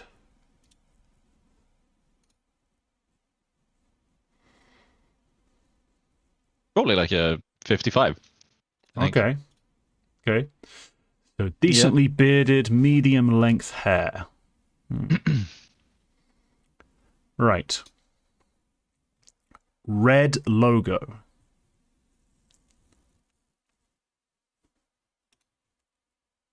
Zero. 0. No red logos involved. Okay. So I can hide the Mongols entirely. Not a single one of them has any facial hair. Vitality you're playing can it. remain. Mao's gone. Spirit remain. G2, I guess some of them have some facial hair can remain. Aurora stay, definitely. Okay, let's eliminate some more colors. A primarily white logo. Like, or, well, let's say at least 40% white. Like, significantly white. 90. 90, significantly white logo. Okay, we can eliminate Aurora. Eliminate Furia. We're looking Spirit, G2, Pain, Heroic, maybe even Liquid. Okay. Virtus Pro technically still up there. Though none of them really have any beards right now. And I guess Saw's an option. Okay. So let's go Central. I don't know how to put it, but like non-Eastern Europe, Non-Eastern Europe. So ignoring the CIS. Let's pretend CIS has been removed from Europe. I mean, that EU. Well, okay. So you're giving me a negative here. So a strong answer here would mean not associated with Eastern Europe. Basically, yeah. Just so we're on the clear what I should answer. Okay. I would say 92. So not associated with the CIS, essentially. So we'll get rid of Spirit. That's them eliminated. And 92 is quite high. So who here in these teams has ties? Pain certainly don't. G2... No, they're fairly... I mean, Heavy God is fairly tied in, actually. He was on Cloud9. He is Ukrainian descent, essentially, or origin or something similar. At least his name is. So I'm probably pretty sure I can eliminate them, too. VP obviously gone. And a lot of other logos, actually, that would have been opened up further down the list are gone as well. So let's go LAN win 2025. 0. 0. Okay, goodbye, Saw. I don't even think this person or team has been even close. Fascinating. Extra info. Pain. Have Pain won a LAN in 2025? Oh, hang on. I need to change. I'll give you a 35. I forgot about something. Off a recent LAN win? 2025 LAN win. Yeah. 2025 LAN win. That's yeah. I forgot to write down the numbers I've already put, but I know roughly. Okay, so Pain back open because they were top 4 at the major. Like, that's definitely in there. That's closer than most will ever be. I feel like I kind of have to eliminate Heroic and Liquid now. Let's say Brazil. I think there's one way to do it. No, it's weak. It's like an 8. So not associated with Brazil. White logo, close to winning a LAN this year. Well, further away than they were close, but closer than not having a chance in hell. Closer than not having a chance, yeah. Because my initial reaction was they haven't been anywhere close. But then I looked at it, and yeah, they have been. They could have been. Okay. So, does Liquid's top 6 at Melbourne count for something here? Does that count for 35 on a 2025 LAN win? I think you have 7 more questions, yeah. And Heroic, do they have any significant LAN results this year? I think they have a LAN title. They have a LAN title? Oh, CCT Global Finals, is that this year? That was online, but they had Mesa. Mesa, there we go. Yeah, Mesa. So no, Heroic eliminated just because they won Mesa. That's too good. So no Heroic, no Saw. Man, there's not many options here. Right. Liquid. Nah, I think we're back down. Let me just double check that. Yeah, we are back down quite far. 5.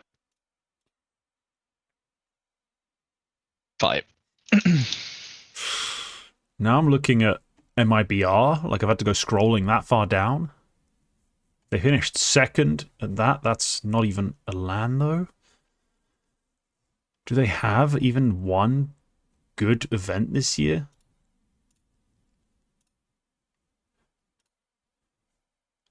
I don't know.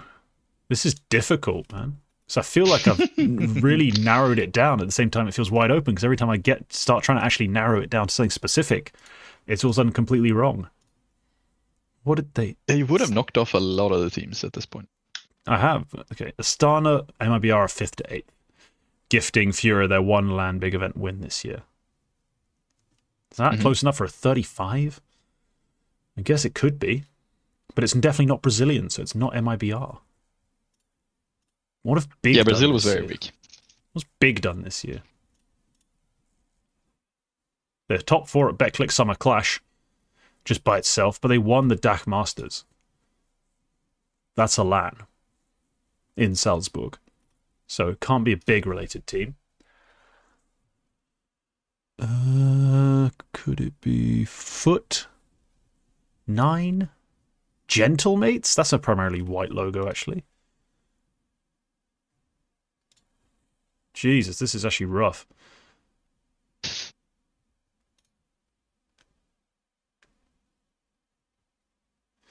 So we have to get obscure with our LAN quality. Okay, let's just eliminate some things, get myself reassured. Top 20 team in the world. Right now? Yeah, right now. One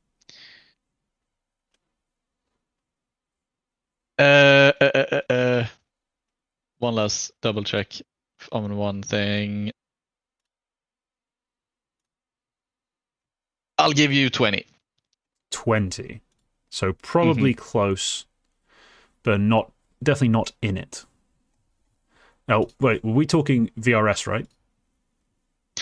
Doesn't really matter. It's about the same. Okay. My answer is about the same. Okay. Is it Gentlemates? No. But I'm going to give you a number, of course. But I'll just tell you it's not 100.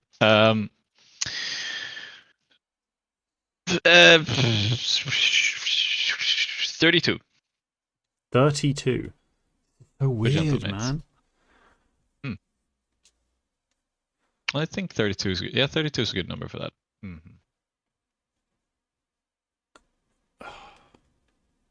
How can this even be? 4 more questions.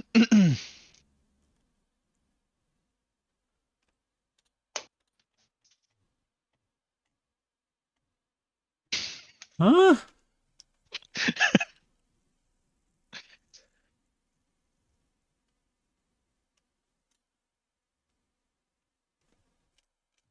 What have OG done this year? Top 4 Exalt the Proving Grounds online. Not a whole lot overall, obviously. Let me just use a player page as a reference point here.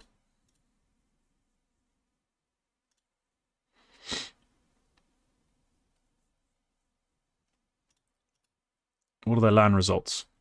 No, they're not even made playoffs at a LAN this year. Oh, God. I have no idea what this is meant to be.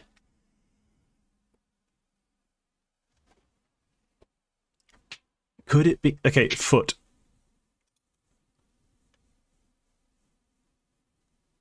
Is that your guess? Yeah, I'm just throwing foot out there. That's probably terrible, but like, I don't even know what's going on anymore because there's no one else I can think of or even see to check.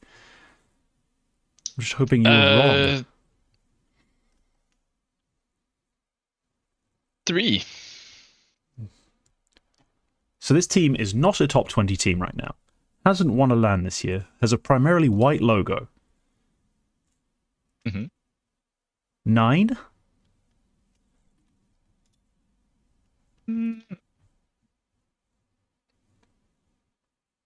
Okay, I have to check. 9 is a bit stronger. 9 is like a... yeah, 9 could genuinely be a 38. I could give it a 48 even. I could give 9 a 48. I'll give it a 48. What on earth is going on?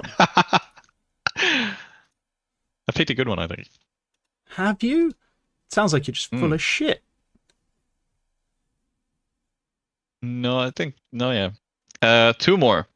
You get a hint before the final question. Wait, am I dumb? What was the white logo score? 90, I think I wrote down. Yeah, okay, so it definitely is a white logo team. So let me just talk through the options on the world ranking in VRS. Spirit, obviously not. G2, obviously not. Pain, Heroic, VP, all in top 20, so obviously not. Saw at 21. Just won a LAN. So they'd have a higher score than that.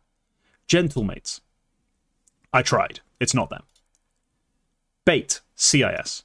They're Ukrainian. They're Eastern Europe. If you're not counting that in what I said, then crack it. Liquid. I checked. Not Liquid. OG. Not even close to winning any LANs. Like, not even vaguely even relevant. They don't even made LAN playoffs this year. So it can't be them. 9, I just checked. It's not them. Like, they're closer. Someone's related to the team in some way. Maybe. There's some sort of connection hidden in there somewhere. But I wouldn't even know who it is. They barely got any history, have 9. Like, then, well, actually, they've got this Polish era. Maybe it's something related to the Polish era, but then again, the team can't be that far down the rankings. It can't be MIBR, not Brazilian. Can't be TNL or Foot. It's not big. And after that, we're like 50 and below. And the white logos are slowly disappearing. Like, this is fucked. This is the problem.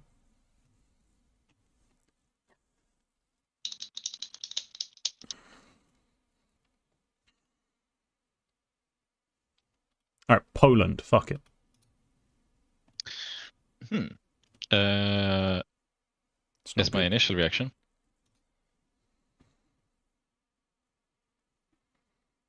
I'll be generous and say 40. Yeah, I'm fucked. I have no idea what's going on here anymore. You get a hint before this question. Would you like it? Yes, please. I'm looking for this like random ass guy who plays on a team I've never heard of with medium length and maybe somewhat of a beard. Like, this is so weird. You have already incorrectly ruled them out. That's your hint. How could I have incorrectly ruled them out? Nothing I have said has been wrong. Well, I mean, it's a numbers game. No, maybe you don't know what the fuck top 20 means then. Because if it's a player on a top 20 team, it cannot be. If it's a team in the top 20, your score was wrong. No, okay, like, yes. If they were top 20, I'll say that much. They're not top 20 because they gave a very weak score. I would have given a much stronger score then. The fuck could it even be?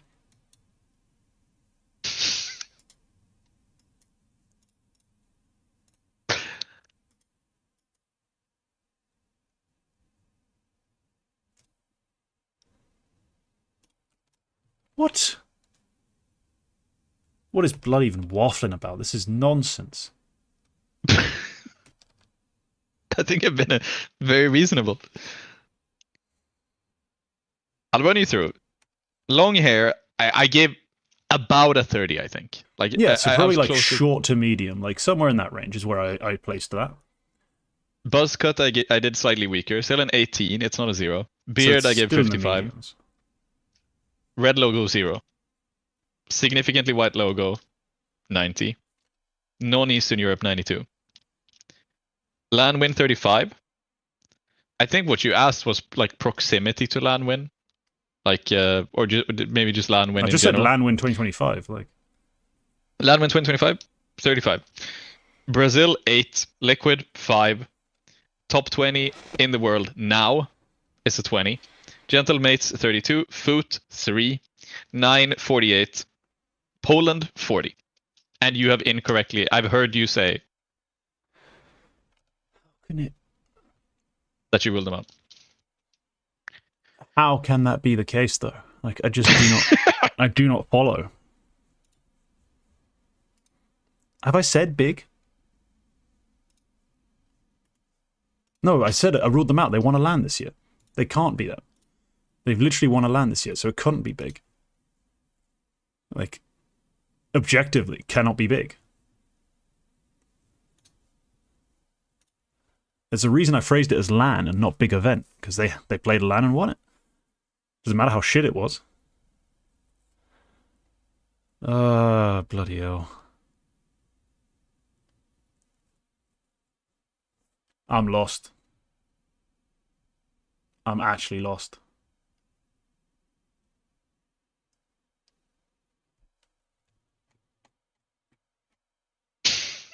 What could it even possibly fucking be?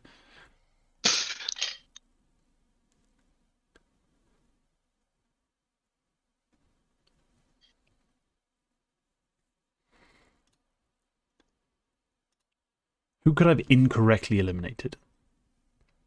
Well, so, you didn't make a factual mistake. It's just you have eliminated the team that... You didn't say anything that was factually wrong. You've just eliminated the team that I've picked. Now I've revealed it's a team. But yeah, you've only been guessing teams, so like, yeah. Yeah, I got kind of locked into that. Yeah. At one point, and it makes more sense the more I think about your crappy hair scores, that it can't be that specific to a player. But more importantly, again, it can't be bait. It just can't. It can't be bait. Mm-hmm. Can't be gentlemates. I asked.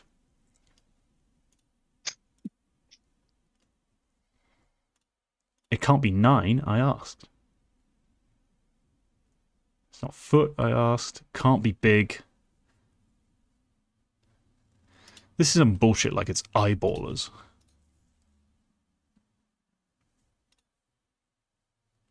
Poland was a 40, right? Mm-hmm. Mm-hmm.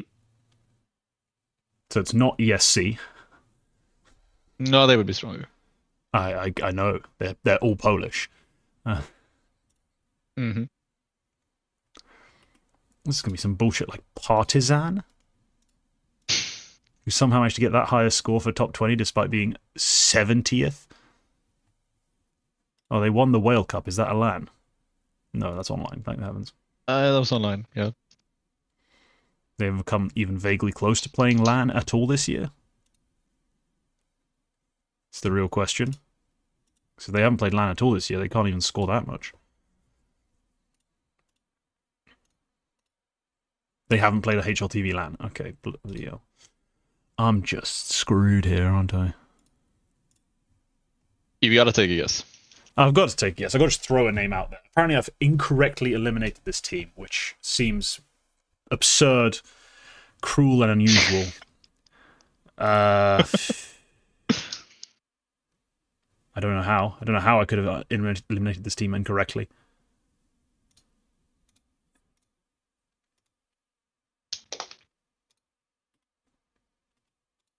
Is the event saw one not? Was that maybe not a LAN? Am I stupid? No, it was a LAN.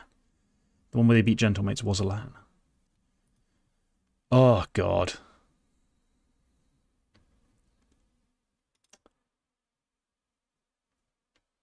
Fuck. I don't know. I really don't know. I don't know what the fuck. I guess I'm going to go with OG. Did I already go with OG? Is that your final answer? Did I already guess OG at some point? No, you just mentioned them. Okay, I'll go with OG then.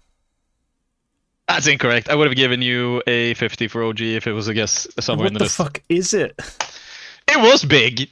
Yes, they won a LAN. Then That LAN is a single match. It's a single match against a German mixed team. That was the entire point of the question. It's such an ass LAN. It's such an ass LAN. Such a wank stain. My God. I cannot give more than a 50 for big pre-cum. winning a LAN. When they won a single match on LAN. That's what they won. They won a single match. That's the entire point of the question.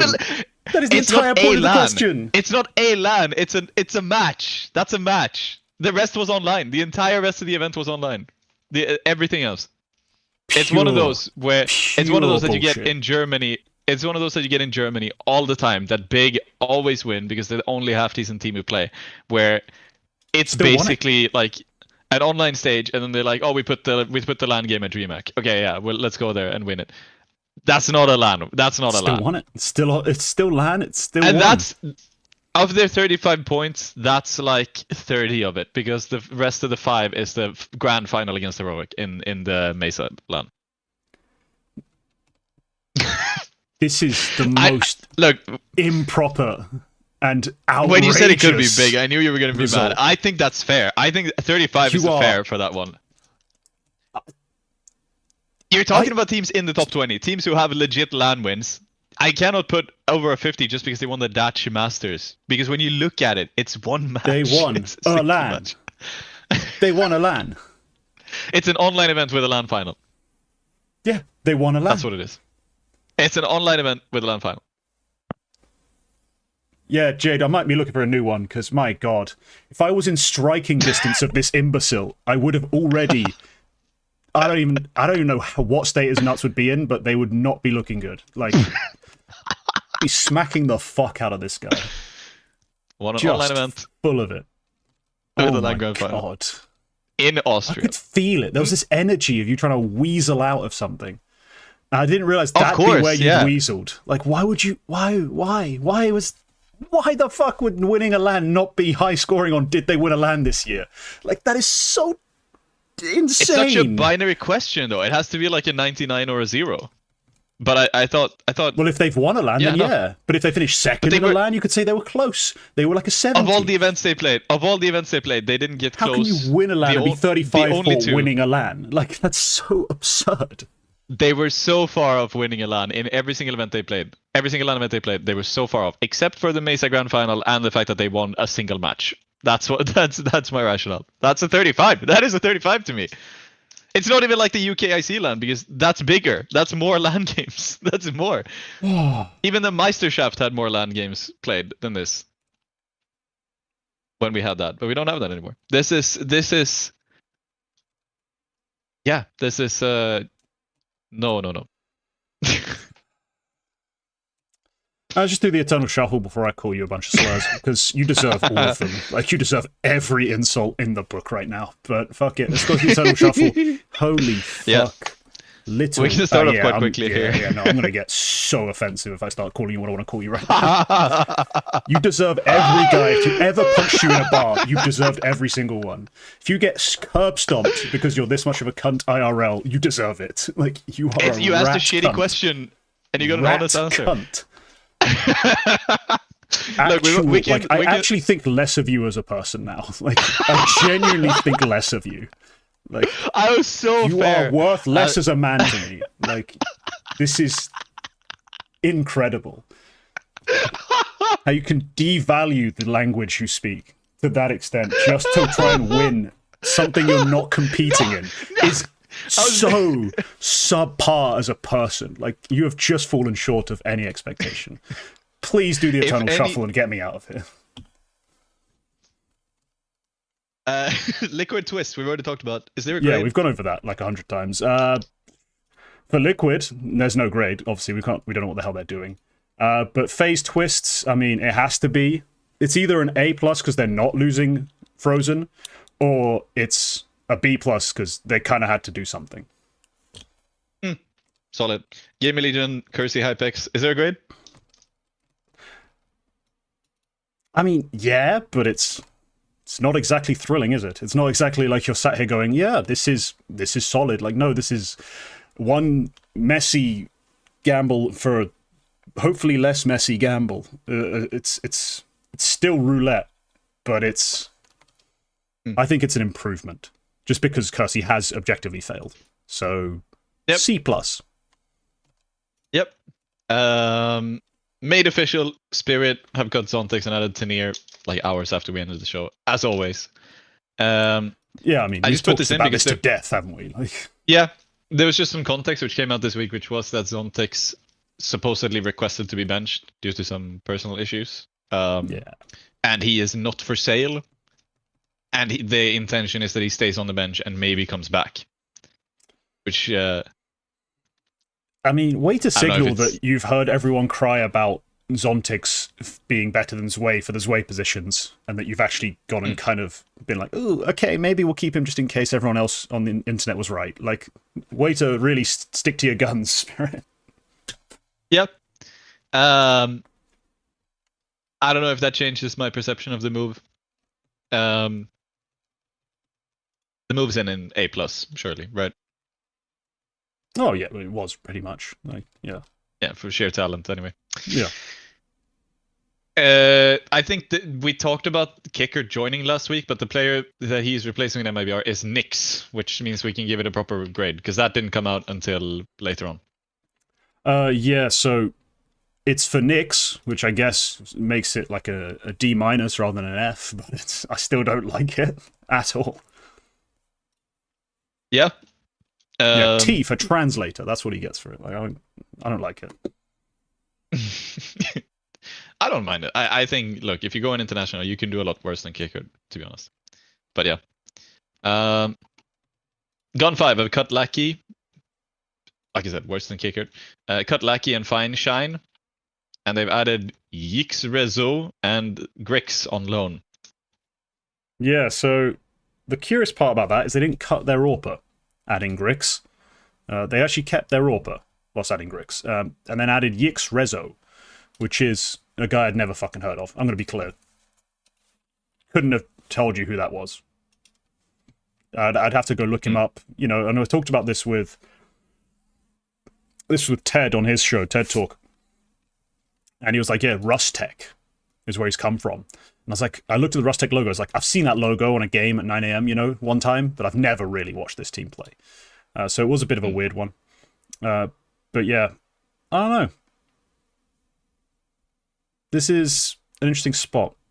Wait, no, they did cut their AWPer. I'm being stupid. Yeah, I was about to say, who was I thought it was Fine Shine. Yeah. It was Fine Shine. I always get confused on that team. But yeah, no, Grix is a great addition for them.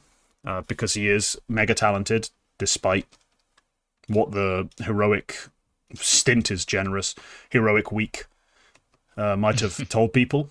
No, he is a fantastically talented AWPer, and yeah, he's been playing it like that since joining them. So this was a slam dunk move. I'm a big fan. Yix Rezo as well, so far, seems okay. So W, I'll give him an A+. Yeah, I think Grix is back sort of where he belongs. I think he needs a bit more time to bake. The heroic period felt like he didn't really get going against any other opponent other than MIBR or VP, which doesn't fill me with confidence.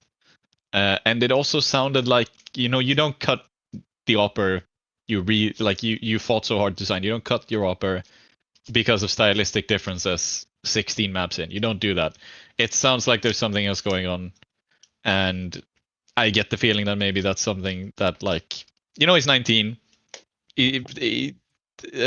Like, it feels like maybe there's some personal development that needs to happen before he's properly ready for a tier 1 team.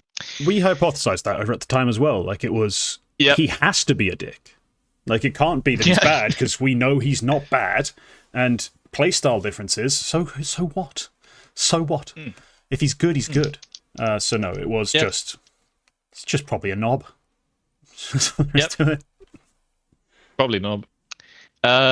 Partizan have cut Depression, and they've added 8-Kit. They have stopped being depressed.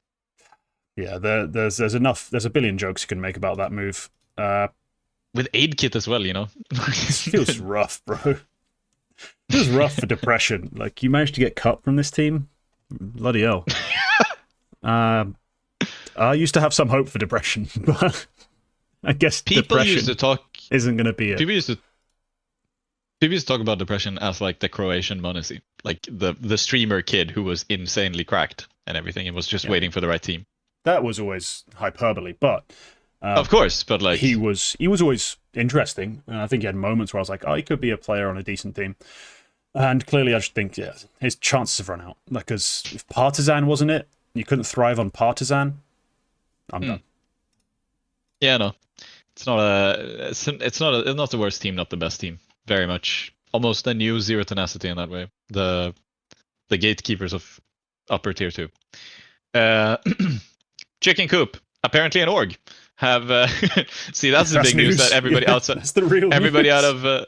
Everybody out of America realized this week because of this event. They've cut their entire team over Jay Chance's poor behavior at Frag, which was disgusting. I'm sure you saw the discussion. Yeah, I've seen it all. I've seen the whole story posted. I've read Rapey through some people's.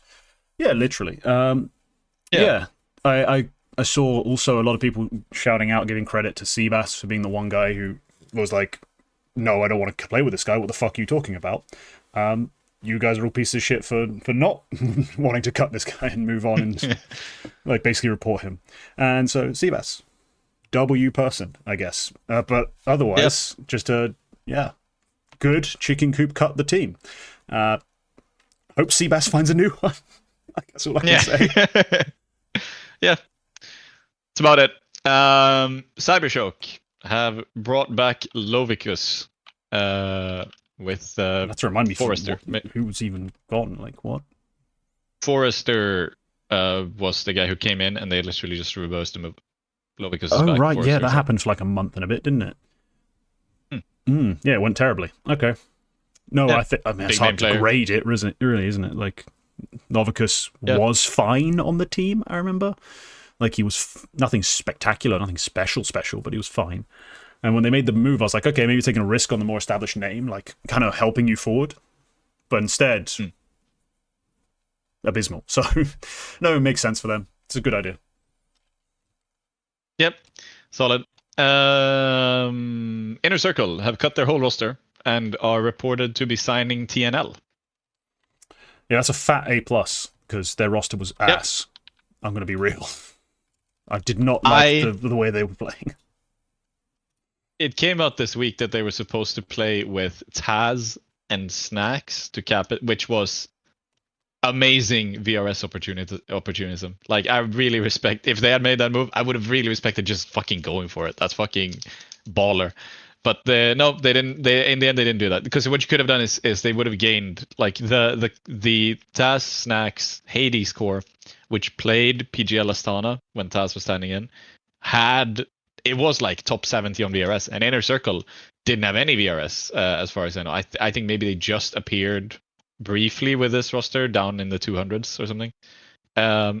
So making that move would have been great for them, and then play 5 games, and they could have done whatever the fuck they want with Snacks and Taz. Looks like that move hasn't happened, and this is a significantly better move. If you're not willing to spend money, Taz and Snacks playing for you would have been baller, but they're obviously willing to spend a bit of money, and then you're buying the best roster you can buy right now. Yeah, they've gone and taken that big team. Like, TNL haven't been quite as rampant as we'd like them to have been. Like, they haven't pushed on and found that next gear, but they're still top 40 in VRS. They're still getting a lot of good invites, still winning things like Night Shift Invitational Europe over some okay tier 2 sides. Like, they are still an impressive little academy, little team with academy age, basically, with Onik, Davu, Knifey not being very old either. Like, I think Knifey's the oldest guy on the team, and he's 21, or Ken is 22, never mind. But yeah, these guys are not old. So it's a good risk to take, and there's always spaces you could improve. Like, if they got money to spend, they can always go get an AWP upgrade or try something else. So, no, this is a solid idea. Word to case about if you're looking for an AWP upgrade. Yeah, if you want your roster to last about 3 months, like, yeah, go do it. True, but 4 of those Passion UA guys are fully available. Yeah, you can just get them. Right. Big Equipa have a coach, and it's MSN, who I think is... It's not the Hungarian MSN, it's the other MSN. I can't remember where I've seen it before. Messaging service, right? I'll be honest, I put this in because I thought it was a Hungarian MSN, and I was like, yeah, that meets my mark for notability, but they have a coach now. So all right, good for them. They're one of the better Impact sides. Go Dub. Yeah. They definitely are. They've actually started flying. That could have been a small side retake, but just briefly noting on that, the new big Equipa with Astra, Viku, Hanka, Kyosa, and Emsan. They won the first game against Nemesis Impact, which is the old Zerons. Yeah, they won that. And in the same group, Imperial Valkyries lost their first game against Overpeak. So it's looking spicy. Like, I'm definitely eyeing up that, NIP Impact, big Equipa, Imperial, plus I guess Furia and maybe Shimmer are going to be up there for the finals in Stockholm. So I'm keeping an eye on that fight. That could be really exciting. Yeah, no, it should be. Yeah, we've already talked about Algo. They cut 3 players.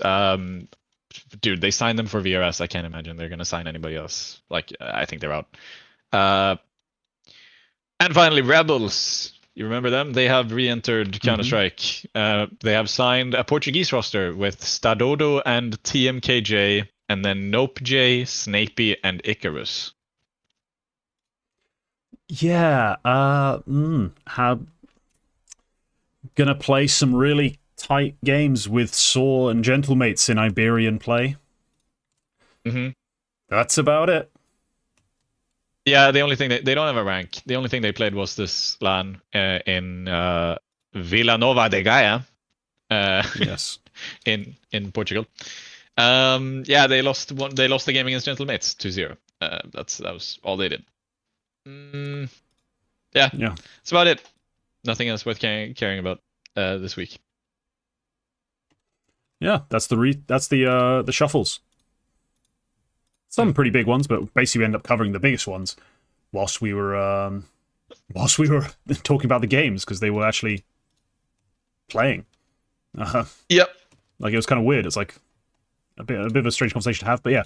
Prospects of the week is where we end the show, as we always do. And I'm going to start because I have something positive to say about someone on Spirit Academy. Now, I've always had a fairly positive read, or basically faith in this guy. Like, I've always liked him to a certain extent, Mokujin, just because when I used to go back and watch Kyosuke demos, and Kyosuke dies early, or Kyosuke goes 1 for 1, the round seems to fall apart, and he's starting to be pulled together late. Mokujin would show up. I mean, I'd watch his POV, it's because he was really crisp, really sharp, and generally just very productive as a rifler. Like, he was a strong performer for the team. Just never had, the kind of roles you'd want if you're a young up-and-coming rifler. A lot of the time it did feel like he was playing some more anchory spots, some more just kind of supportive roles. But since the team's entered this rebuilding phase, testing out Mazai, testing out some of these other names that have recently popped up, like this Orpa they're now playing with, who's actually had a decent go of it, to be honest. I can't remember his name. I'm looking for it right now. Just... Kiryasu and Kuros is the other rifler they've tried playing with. Like, these guys are very inexperienced, very new to this level of play. mixed results, but the one consistent player on the academy, still Mokujin, still putting together solid rounds. Yeah, I think he's a player to actually pay attention to. And I thought he was, honestly, always more interesting to me than Alcaren, but Alcaren seems to have translated some of his land form into this heroic run right now, so maybe that will be eventually proven wrong. Put Kiriasu, Kurose, and Kyusuke on the same team and watch casters have a field day. Yeah, Mokujin solid. I assume all of these replacements, I know Mazai is, but I assume all the other ones also are players they've picked up from their like extended academy system, because they have like three other academy squads. Yeah, because I know Masai we had the actual promotion. It wasn't like it was kind of news from Team Spirit Academy Black he's from, but there's white and green as well. Like, it's weird. Yeah, they were supposed to be like U14, U16, U18 teams, but I think in the end everybody here is like 16 or 15 or 17 anyway. So no, there was also talk about weird. A U12 team at one point, and I was a bit. I think that was mentioned, yeah, because they signed that one 8-year-old who immediately got banned on Faceit when they exposed that he was 8 years old, which is against their terms of service. He has to be 13, don't very you? Funny. Yeah, you need to be 13. I mean, and that's not even like anything. I think that's EU law for like any social platform, is that has to be in your TOS. So yeah, you know, bad luck, Brian. Yeah, Mokujin's really solid. We've always talked about how this entire roster has been really solid to varying degrees. Just because not everybody can match up to Kyosuke doesn't mean that these players aren't very good still. And yeah, this could absolutely be one of those situations where Mokujin maybe finally gets some space, where it's like it's his turn to show what he can do, his turn to shine. He's probably not going to look like another Kyosuke, but he's probably going to look good. I would guess he's looked very good so far. Very different player, but he will be. I think he's looking very promising right now.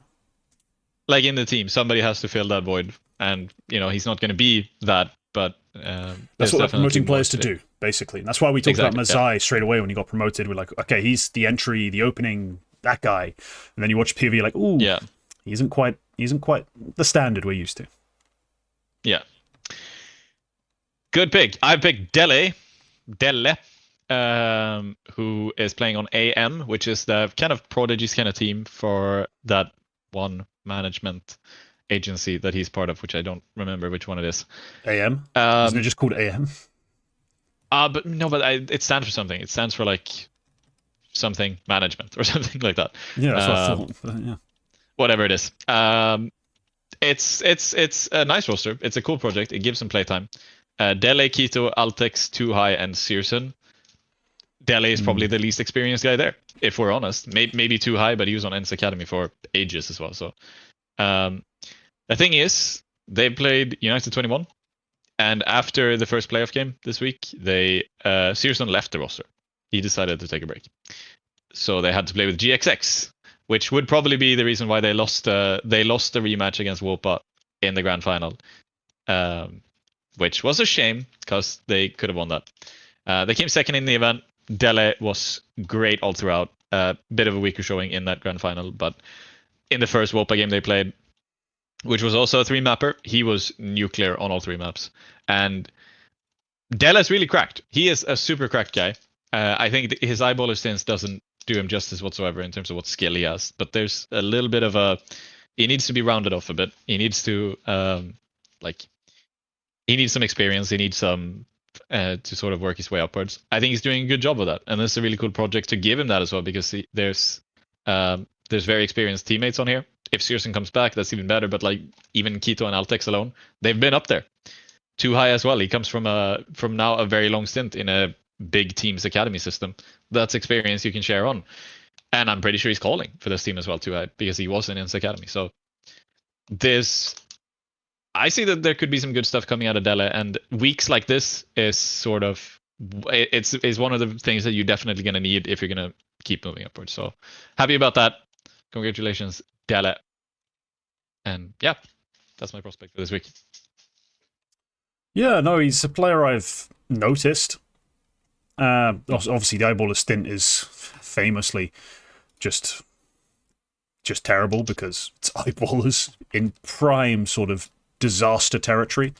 If we remember that sort of mid 2024 to almost mid 2025, it was just a nightmare. That team couldn't seem to play proper CS. I'm just be honest, just couldn't seem to do it. But no, he's had a decent run here with AM. Not the greatest competition, but it's something to do. It's something to take note of. They're not exactly a very well established team with a great coach, IGL, and lots of time to drill and practice. They're just trying to make it work, trying to play, I think, a bit looser. And he's played well at this one. So I know, give him credit.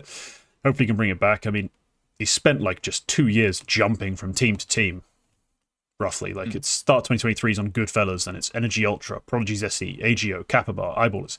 Technically listed as a Sky Fury player before coming on to AM.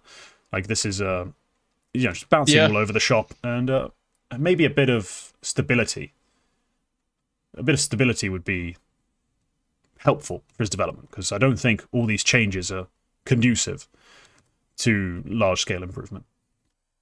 No, probably not. But good chance of moving upwards. Keep doing what you're doing. But that's going to be the show. Thank you for tuning in. If you're watching the VOD, you made it this deep. You're my hero. Just comment that. Just comment that you are my hero. Not that me, you. You are the hero. So comment that if you're watching the VOD and you made it this deep. We'll see you all next week with another show. And in the meantime, look out for plenty more content, streams, and, tweets from Quack. I'm sure there'll be many. There have been 5 during this show. High quality. I was look. Go on my Twitter right now. I have a really funny one about Kassad's tweet, which I made in GIMP while we were talking on the show. That's the kind of day I'm having. That's the kind of day you're having. Okay. Yes, go check out Quack's Twitter. He's gimping around and shit posting. So we'll see you next time.